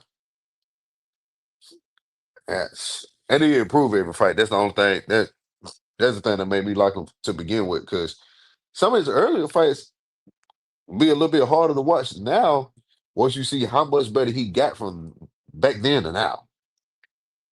It's the same style, but it's different. Right. Same but different. It's just more refined at this point. I'd be paying attention to all the little strength and conditioning and stuff he done switched up for this camp. So we're gonna see what happens if he get with a different strength and conditioning trainer. Because sometimes you got to do that when you move up to different weights. It takes a while to get used to the weight. But sometimes you just fight people that's tougher than what people want to give credit for because Yeah. it ain't the name that you think Yeah. it is. Right. He ain't got to knock everybody out, man. That was pissing me off. I seen somebody say he ain't nothing special. I'm like, what do you base that off? Seriously though. Seriously, man. That people got to learn how to assess fight. Watch him and stop hating. Like, what do you mean that, man? Just his whole story. Like, how much did he used to weigh once upon a time? What was it? 300? Yeah, like 250, 260. That's wild. So you could start right there. His story was written different from the rip, bro. Look at them old pictures when he was a little chubby ass kid. The people that he sparred with as a youngin' let you know that he was different. People don't even get it. That's why I'm starting to really understand behind the hands. He be boots to the ground in these gyms and being able to watch these fighters that people just blindly critique without ever seeing them work. And he's like, man, it's just a much different opinion, right? A thought process when you see the shit being put in. And that dude is the product of hard work. I'm glad he's still with his pops. They're another like father-son duo. I love it, bro. I love it. He believes so much in his son. And it sounds like they on the same page in terms of who they want to challenge, man. I love it. Turkey Alice Sheik seem like they on a similar accord, man. Every fight that he's telling you he want is a fight we would want to see him in. Every single one. He ain't nothing special. I mean, he ain't do it, but he ain't get to do it just yet. But think about the mentality. He mean that shit. He demanded morale. I'm gonna always speak for that because I remember people was dragging him. Remember my guy, shout out to my guy Ghost. He was saying it for the law. He ducking, he don't want no parts. Morale gonna fight him, he gonna show him, he gonna do this, he gonna do that. And then he gets in there and beats my boy ass. He's still my boy, but damn it. I had to put some more respect on Benavidez's name, pilling his guard, punching on him. I'm like, Morel tough as shit, bro. Yeah, he tough. Somebody else stopped him, man. He was whooping his ass at a point. It was getting ugly. I was like, damn, man, like this. He can't win this fight. There was some real droughts in that fight, bro. Like when David started pouring it on for a second and he fought through it. I was like, damn, bro, you got to knock him the fuck. I knew it was over. I knew it was over maybe like after the third or fourth, but like it was stretches in that. Where he buzzed him or something for a second. Yeah, once he buzzed him at the end of the fourth, and he shook back within the first 5 seconds, like that's when I was like, what the hell? What the hell? I was like, then it was stretches. It was stretches in that round where like Benavidez would attack him, and like Morel wouldn't respond, and it's like, he kind of you're not gonna beat him that way. And that's when I knew he was in over his head, bro. And it was like he tough enough to fight through it, but he didn't have no more answers. That's when I was like, this is getting dangerous. You don't know what to do with him. You can't. He's showing you the difference between y'all two, and I just had to respect it. I'm like, bro, this dude is a special fighter. I don't give a damn what nobody said. He got a unique skill set with a damn 15-round gas tank. Say it looks one way, but it's packaged a whole different way. Right. It's a lot, man. I'm telling you, I know the boy can box. I know it. I watched too much of it. The third fight, right? At 75. Yeah, this the third one. Third one, right? Yeah. Okay. Yeah. Shout out to Anthony Yarde, man. Much respect to Lions in the camp, but like I said, man, I just want to see the fight, but nobody, in my opinion, that has any holes in their gas tank is beating him. And then you got all impossible. On top of that, he fight in a way that make you accelerate the pace that you want to fight at. And then like you could be tricked out your spot because Boo Boo tricked himself trying to fight that fast, trying to fight that aggressive and fast and hard like that. I was like, and then for a second you enjoying, you like, damn, this is fun. And then you catch yourself watching and you like, damn, he don't fight like that. That shit ain't gonna last. So you really gotta have a game plan. And I just don't know if Anthony Yarde is. You get me? I don't see him boxing and being clean and keeping up with the output. He gonna make I would say not the dragon, but shit. His jab defense too bad. Oh my god. G's. Like his jab defense ain't good enough, man. That line is crazy. I was telling you, that's my personal theory. That's my personal theory on Anthony Yarde.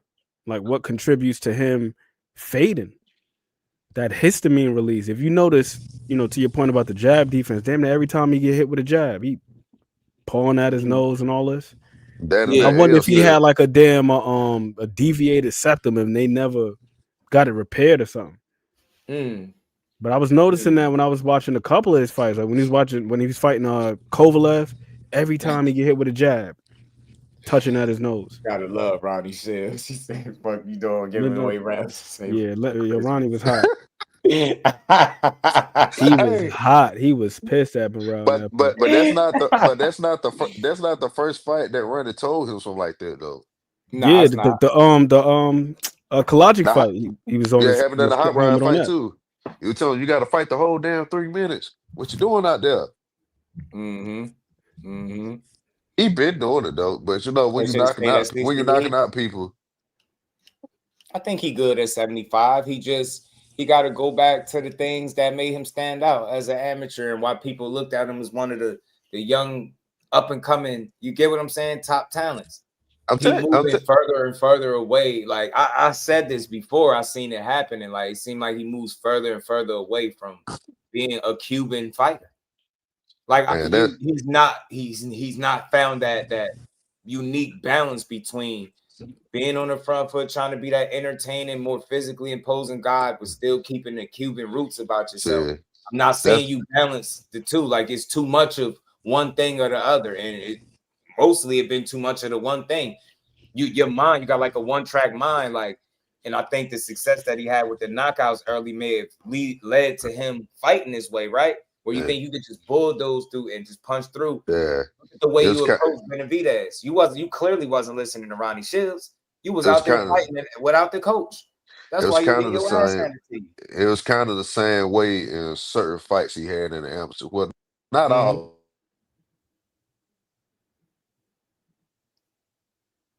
Shout out to Damon, man. What's good with it was very similar. Very similar to the way he fought in the amateurs. Losing, yeah. Nah, shit. He high key losing, Jordan. We all know he losing. All that damn showboating. We like, bro, what are you doing? He putting belt to your ass right now, actively, like as we watch. Like, bro, you out here showboating around. And then he was showboating in the other fight where he arguably lost. Got dropped and everything. He's sitting there. I'm like, bro. You seen he hit the little shuffle for Katayev dropped him, right? Like he tried to hit the little shuffle. He hit the shuffle that Katayev dropped him. Yeah, like come on, bro. I'm like, man, Muscle Mandela out here punching on you and shit. You playing around. Know what I mean? You fresh off the Benavidez situation. You need a win. You out here playing. Better go back to your damn Cuban roots, bro. Now you starting to make the shit Ness was saying about you true, man. Saying you the worst Cuban fighter in boxing. He was saying it, him. That's because he's the furthest away from a Cuban fighter. Like somebody got to tell you that he's Cuban. Like you can't fight, you can't watch him fight and figure that out. Right? Like that won't come to mind. It just won't. You'd be like, all right, Hispanic fighter, but you won't say nothing about no Cuban. You would just think, just the way he fight. Like you got to find that balance, man. Like I think Andy Cruz do a pretty good job at it. Right? Yeah, he does a better job at balancing, still staying true to himself, but you see him, Bozy tweaking the style. But damn, bro, like Morrell, like with each fight, he just get closer and closer. It's like, this is not a Cuban fighter at all. I get it, you might don't want to be the ideal, fleet-footed, move around box, but shit, nah, man, that's what make y'all hard to deal with. All the American fighters be saying that shit like, it be the Cubans. The Cubans be the ones to deal with. They better fix it because shit, it ain't gonna get no easier. Nope. But he's never fought that way though. You go back to his amateur fights and it's always been the same. I'm about to say it's the same mistakes there. He just press. And it's just little things with him. Like, for example. Like he'll bounce some back foot in spurts, but like it wasn't never just like his predominant thing ever. He fought off the back foot in spurts against like idols, but that wasn't anything sustained. He get on the back foot for about 5 seconds and he back to pressing. We watched all his fights for hours. And it's the same thing over and over and over again. Even the things with him getting tired in between rounds and not fighting the whole round. They've been going on since like he was maybe second, third pro fight.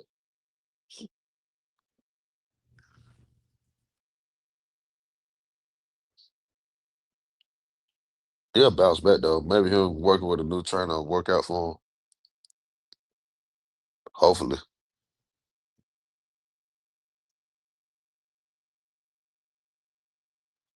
I want to see what it turned out to be.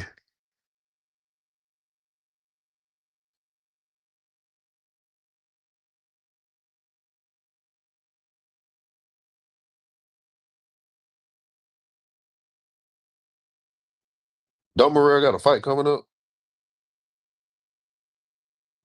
on somebody card.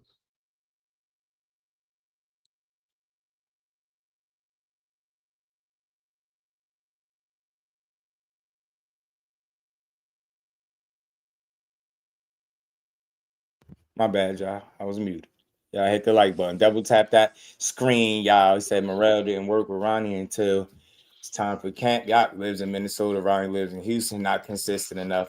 Hey, and behind the hands, and you know why? You know why that sounds so valid, bro? See, this is why I like my guy, because he know firsthand. He not just talking some stupid shit. He talking firsthand. You know why that seems like a reality? Because like Flossie was just saying, and like we was just pointing out, he's had a couple of fights where he's been going off on him, and you can tell he's not listening. And now he's not even with him no more. Am I right, behind the hands? He ain't with Ronnie no more, right? He was somebody else. See, well, that was the rumor was. I ain't behind the scenes like that, but not listening. That shit ain't working. And look, I that shit probably was a mutual thing, or it could have been just Ronnie. Like, bro, this ain't working out. Bro, ain't listening because you weren't listening to that dude. And like you pointed out, Flossie, this was more than one fight where you ain't been listening to the guy. You know what I'm saying? yeah, I was saying Ronnie giving out the instructions, and he's physically gifted enough to do it, but for some odd reason, just don't. Right. Don't be listening and shit. Dude ass don't be listening. I'll be figured out though, because shit, that'll be a damn shame for a kid that talented to goddamn not reach the full potential. Facts. I hope he reaches full potential too. Cause look, I ain't gonna lie, I ain't want to say it, but we talking boxing, man. That Benavidez loss could be the beginning of some shit. Cause right after that, you turned up and you lost again, bro. You didn't beat that guy because you was playing too much. You wasn't taking they gave it to him, but and I never want to see that. I don't want to see somebody getting their ass beat and you out here playing. Like, oh, bro, I don't want to. You getting beat up. What are you playing for? Like, that's not a flex. Fighters, man. I know I ain't nobody. I'm just somebody from Jersey, bro. Damn, but getting beat up and showboating is not a flex. That shit is in fact corny and it's disrespectful to your coach. He trying to get you in position to win, and you showboating getting beat up while you did it is insane, bro. Who was just doing that recently? And they kept doing it. What fight was that? This should be pissing me off, bro, because he's too talented for that shit, man. Who was it? It was somebody kept showboating while he was getting beat up. I'm like, yo, he losing every round in showboating. Man, who was it? I can't remember. Behind the hands, what's good, bro? Man, what's happening, bro? What's up, Aunt McQueen, Mr. 12K? What it do? What's up, Flossie? What's the deal, bro? You all right? Facts, he didn't win. Faber G's, he didn't win. Nah, you right though, man. I didn't witness him in the gym. You know what I'm saying? I'm at Ronnie's gym a lot, and I see the way Ronnie is a no nonsense dude. You know, I mean, I always knew that from watching from a distance, but it wasn't until you get in the gym with him until you see how stern he is about everything. He's very meticulous. He if you look at all of his fighters that he works with, they all the same. If you just look at them, they all work behind the jab and they real tough. You know, from Vito Milnicki to Andreas Casarocas, even when he was with Jamal. I mean, just you could go down the line. David Stevens, just look at the guys he works with. They tough and they listen. That's the key. When you working with him, you have to listen. I always, when I first met David, I looked at him as somebody who was so talented. Just his natural athletic ability kicked everybody's ass as an amateur. Just being athletic, period, without the discipline to it. Because he never been like the most disciplined guy. But then you get with a guy like Ronnie where it should be the perfect match.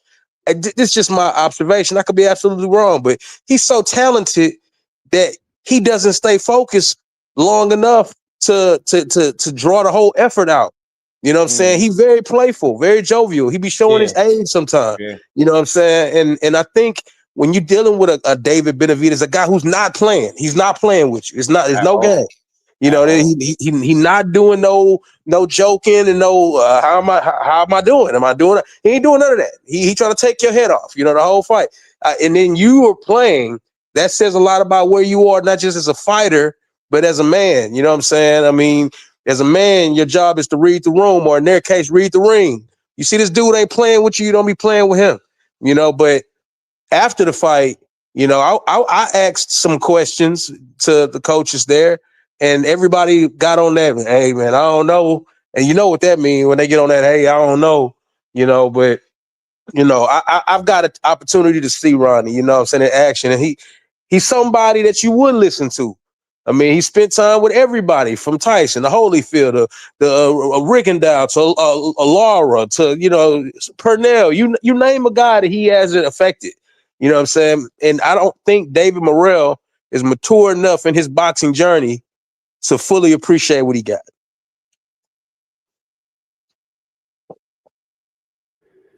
Yeah. I see that. He got a fight coming up, don't it? He was supposed to fight Callum. Yeah, what happened with that? I don't know. Yeah, I don't know. I just know that was the word. You know what I'm saying? It wasn't official enough, but that was the word. And I don't think that he has a fight formally announced yet, or he shouldn't have anything registering that says he's fighting. No, I don't think so. But, you know, especially in his circumstance that he's in right now, you know, but Nah, I ain't seen it. Normally it pop up on BoxRec once it's yeah, official. I doubt if he has anything on BoxRec, because I think it's just at that point right now. They not official yet. It's still kind of blow my mind how Khalil Smith turned down the title shot to fight Morrell instead. Well, it doesn't blow my mind, because it don't blow my mind because I know why some of these guys is just paying bills. You know what I'm saying? You know, I mean, if I can get a fight and it's a fight that's reasonable, I know the fan or the the hardcore observer gonna be like, man, he should have went and got that title, but he looking at it like, man, let me go and get this check and we'll set something up later. I mean, I'm not trying to throw him no bail money, Flossie, but that dude a consummate professional at this point. You know, I don't think he ever gonna be the champ. I get what you're saying. Yeah, I don't think he gonna be the champ again, or he ain't gonna run the table and nothing like that. I don't think that's ever gonna happen. So, you know, I kind of be getting why them dudes start conserving, you know, the output of the type of caliber fights that they take. You know what I'm saying? But you know, because he just bought a house. Let me go ahead and just get this check, or whatever the case may be. You know what I'm saying? And, you know, it's an amazing thing when they can get to that point, but we gonna criticize him and we gonna say he was supposed to fight this guy, that guy. But I get it though. I can't lie. Yeah, do you, Khalil Smith? I'm just happy that my dog got somebody ranked in the top 10 at the weight class to fight. That's all I cared about right there. Nah, but y'all was talking about Yo Witness though, man. You know, I spent the camp with Yo Witness. I peeped it. We wasn't at Ronnie Shields' gym. We was at Main Street, and then I think we was at Jay Prince gym, and he moved around, but he was in there with a strength and conditioning coach as his coach. Oh, that talking about that Yo dude. A Boss versus Yo Witness Tellus. Yeah. I'm telling you, I watched him work a whole camp without a legitimate, you know, coach. I mean, I know the guy that was in the corner, and I ain't gonna put him out there like that because he a good dude. He a great strength and conditioning coach, but I don't think he's a head boxing coach. I'm ready for the November card though. It should be a good one. Which November date you talking about? 22nd? Yeah, 22nd. They got Vito Milnicki on that card. I know ain't nobody gonna talk about it, but I'm gonna shoot him some love because I know shout out to Jesse, you know, he from Jersey too. But and then too, I get a chance to work with Vito and to see him get them opportunities is dope. You know what I'm saying? They made that card not just top heavy, it's a solid card all the way through. I can't wait for it too. Yeah, what's that other card that's supposed to happen in November?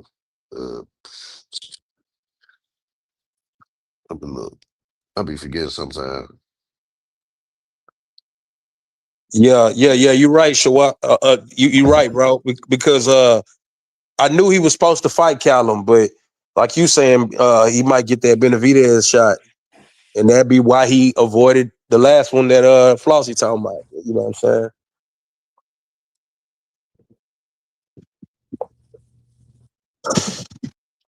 I guess just went on vacation, huh? Might have. Nah. Looking a lot to Nah, make I sure I was ain't on missed mute. out I no was just call. doing some multitasking while y'all was chopping. Whatever he do, man, he got to figure it out. Got to get some momentum. They're saying he's not working with Ronnie no more. You got some soul searching to do, man, because it's getting to a point where that power is not going to be able to just carry him through a fight. What you talking about, your winners, bro? No, I'm talking about Morrell. Morrell? Yeah. I don't even think it's necessarily the power that does it. It's the athleticism that's done it. And you able just to keep throwing punches at guys. I mean, yeah, you can hit them real hard, but you can hit them hard enough times. You know, I mean, I think Morrell is powerful, but I think his strength is in his athleticism. He's very athletic when he's focused, but you know, I agree. he is like when he's sharp and he's paying attention. He's almost like a welterweight. The way he move, he can move. It's just he don't stay focused long enough, dog. Oh yeah, Andy Hiroka and Antoine Russell. That's gonna be dope too. Jake Paul joint. I'm glad that fight happened. The hybrid fight they labeling it as some type of hybrid fight category they putting it in. That's so. But they saying it's some type of knockout bonus. They trying to force it to be a winner. I mean, they trying to force it to get people to watch. Ramon was good. Benavidez beat Morrell mentally. Yeah, he did. Mentally, physically, he just beat him. He like everything he was saying outside of it, like a knockout or something. Like, and I don't feel like he was selling that. Like, far as the lesson, he definitely showed him that. He showed him the levels and the separation. He got him with a short hook and never ever tried to do that again. That was wild.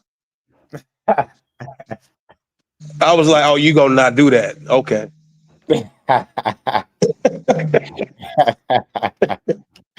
So many good fights in November. I'm loving boxing right now. That's why I said I had to talk about this card. Oh, and what made me get here with Benavidez, I don't know how y'all be feeling, but look, man, I like watching this dude work. He trained like something wrong with him.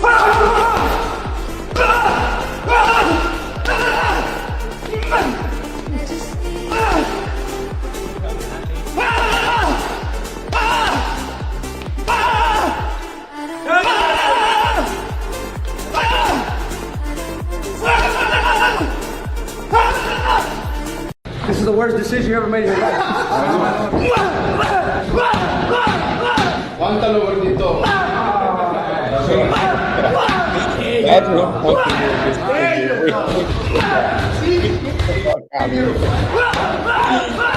Throw up everything you do.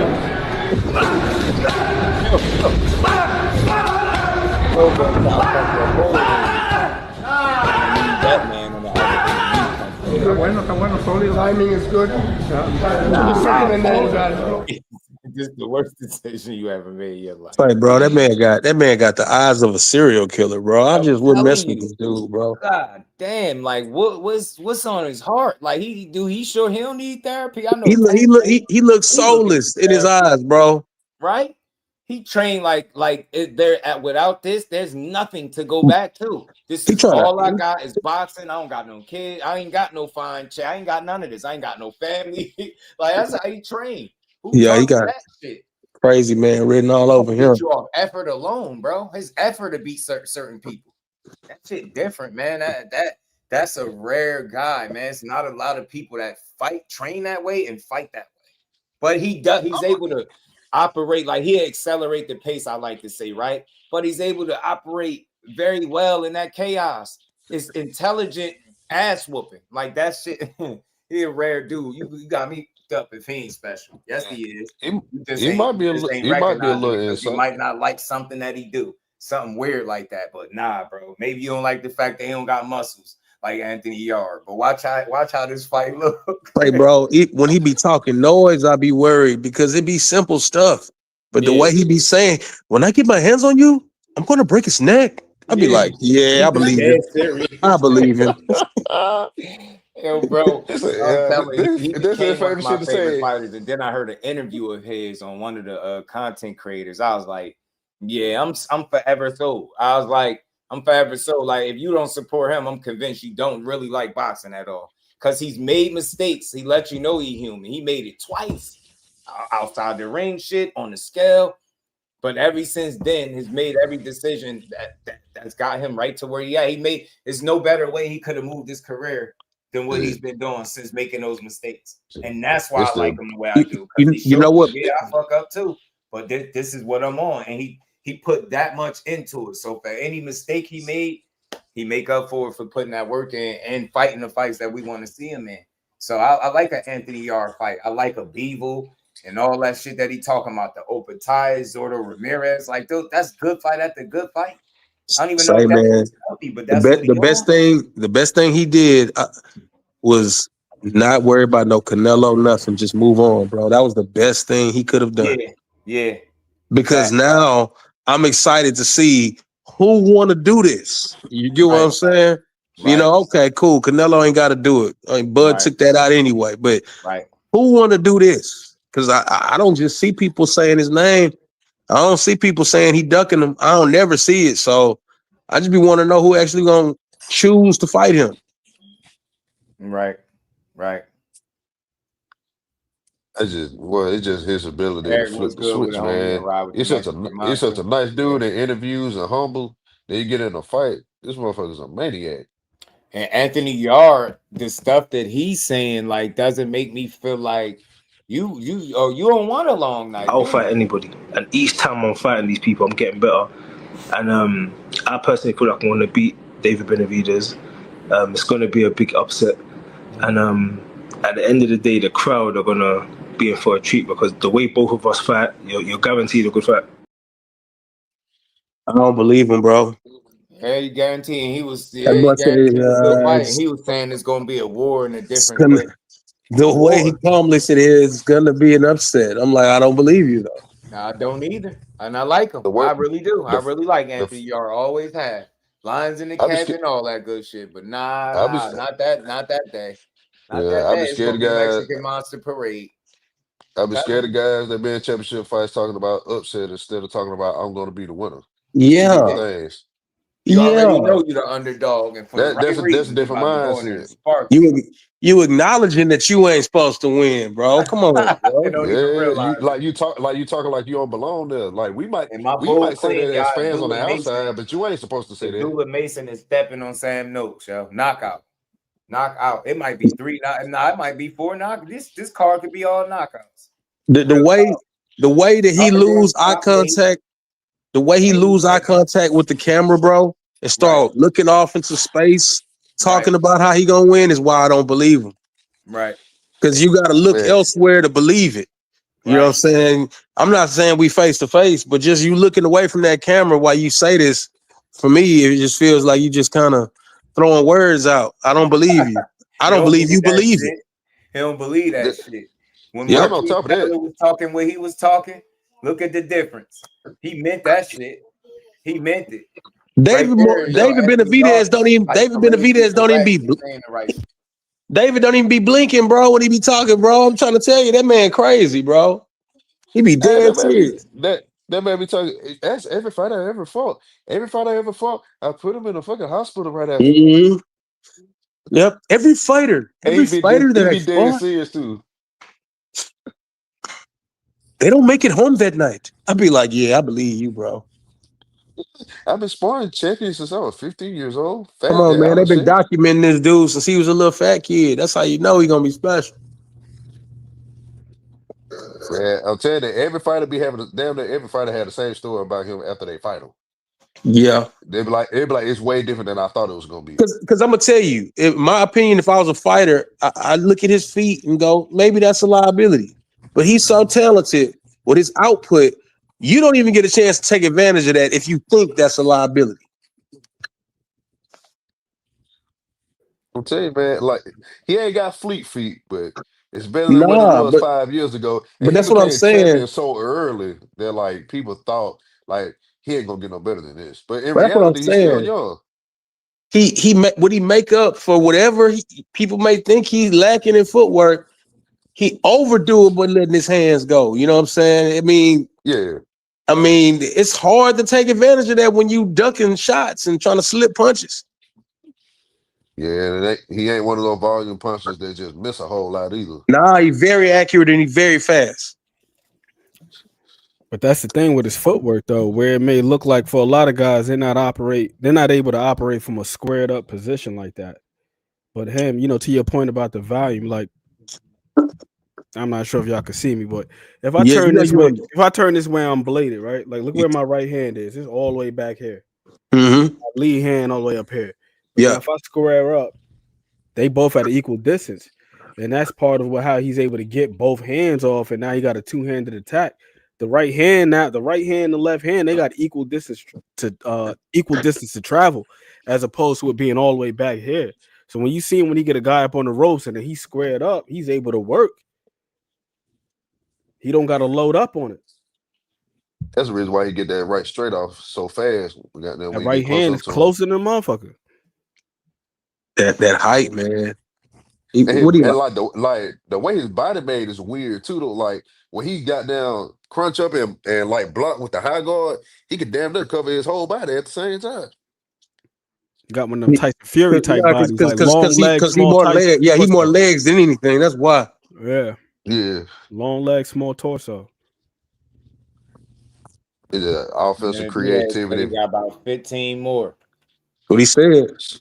I believe it. That's why people see this picture. Like, y'all know I'm playful, but this is how we got here. Like, it's because he did an interview. He's spoken about how many more years he still got in his sport. And you add what he said, he'll be 43 years old. So however old he is now, what is he, 28, 20? If he do that to 40, I'm impressed, man. Yeah, if he get to 40, that mean he gonna end up evolving towards the back end of the career. He's gonna have to. Shout out to David. Well, shit, man.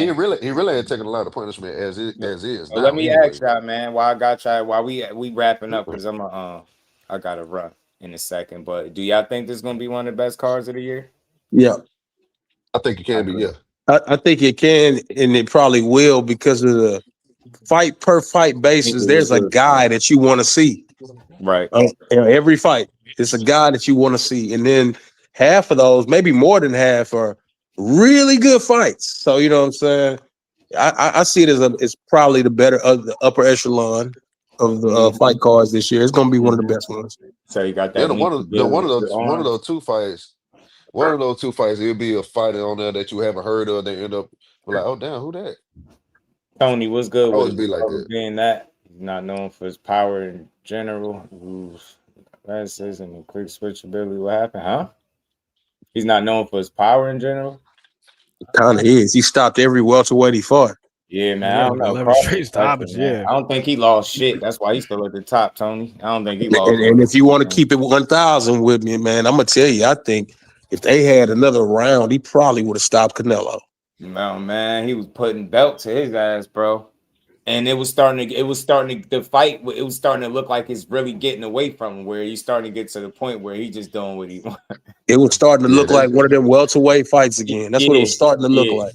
Yeah, that shit started looking bad. He was having his way, bro. That moment in the 11th where Bud hit Canelo with that firm ass jab and he took a walk off. I said, yeah, I'm telling you, yeah, he get the doing shit like when he get the walking off and acting like it didn't hurt and walking away. That's how you know Canelo getting his ass whooped. You don't know. He is later in his career. Though. He's 38 now. But I don't think we're gonna see him lose all of that. Like I don't think he's gonna stick around too long. We won't see Bud again until he almost 39 anyway. Yeah. He ain't about to take no damage or nothing. He about to get better. Yeah. Shout out to I think Bud just one of them athletes like and my man behind the hands as a football fan, you know I'm talking about Darryl Green. Oh man, I know this motherfucker, bro. It don't make no sense how you can't outrun a 60-year-old man, bro. That's what I'm saying, dog. Like, say, bro, on God, can't nobody here outrun him, bro. He fast, bro. Losing a step for that man is running a 4.4. Like in his prime, nigga was running like a 4.1, 4.2. You know what I mean? Yep. So losing a step 40. for him is like running like a 4.4. He ran a 4.2 well into being 40, bro. That's scary. Should nobody run like that. Right. Bud Crawford had the discipline not to finish Canelo. Shit, nah, I just think Canelo's tough as hell. I mean, he's a tough guy, but Bud was putting him. If Bud started what he did earlier, I think at that point he could have probably stopped him.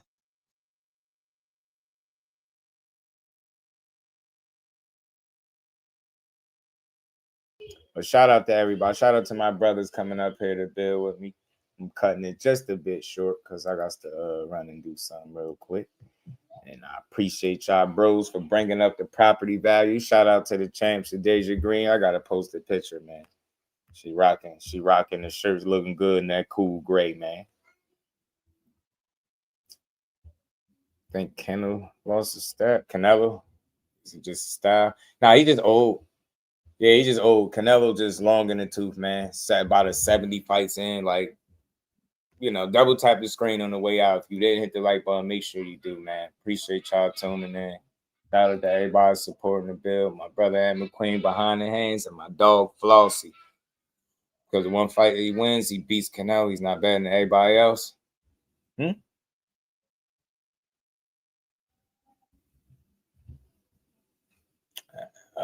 Shit, Bud Crawford, pound for pound, the best fighter in the world. To me. Ask Clarissa, she's not better than Layla Ali. Ever was Layla with us full with her. I respect all the opinions, but nah, I don't think so. Layla Ali too old, and even at her absolute best, I think Clarissa Shields still beats her. That's just my opinion. We can't. There's no way for us to prove it, but nah, I think she's a different. I think boxing evolves, man. She'll cut different than what Layla was, respectfully. And I know people see the knockouts with Layla and they just like, Clarissa, she'll just knock her out. I doubt it. But shout out to everybody in the building. Appreciate everybody, man. Make sure y'all enjoy the rest of this Tuesday. And make sure y'all tune in tomorrow at 4 p.m. Meet me here, beat me here. EJ still not tolerating any buzz slander. That's a fact, Eric. We ain't tolerating no buzz slander. Ramon, my dog, can never have to walk out of the kitchen. I'm telling you, got hot in there, Ramon. Got hot in there, bro. Shout out to my dog. Shout out. Peace to the Queen Shower, man. Always good to see you. My dog. Shout out to the Mexican homie from Baltimore. Be more boxer. You stupid. Shout out to my brother, Kyle Cooler. Much love and appreciation, man. I'll see all of y'all tomorrow. Representing Brick City, finding those levels, too. Look at that four-punch combination. It's a masterclass right now from Shakur Stevenson. That's what you're seeing. A masterclass. And Shakur meeting them with straight left hand. Oh, there's a knockdown scored with the left hand.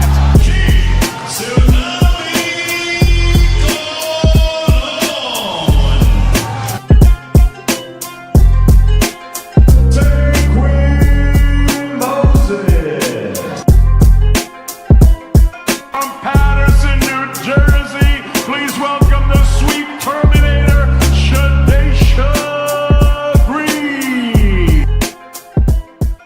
Make sure y'all subscribe to Jusdueboxing, the best boxing talk. He's probably the most unbiased channel on YouTube. Right now, we're going to give him his just due. Shout out to my brother, Just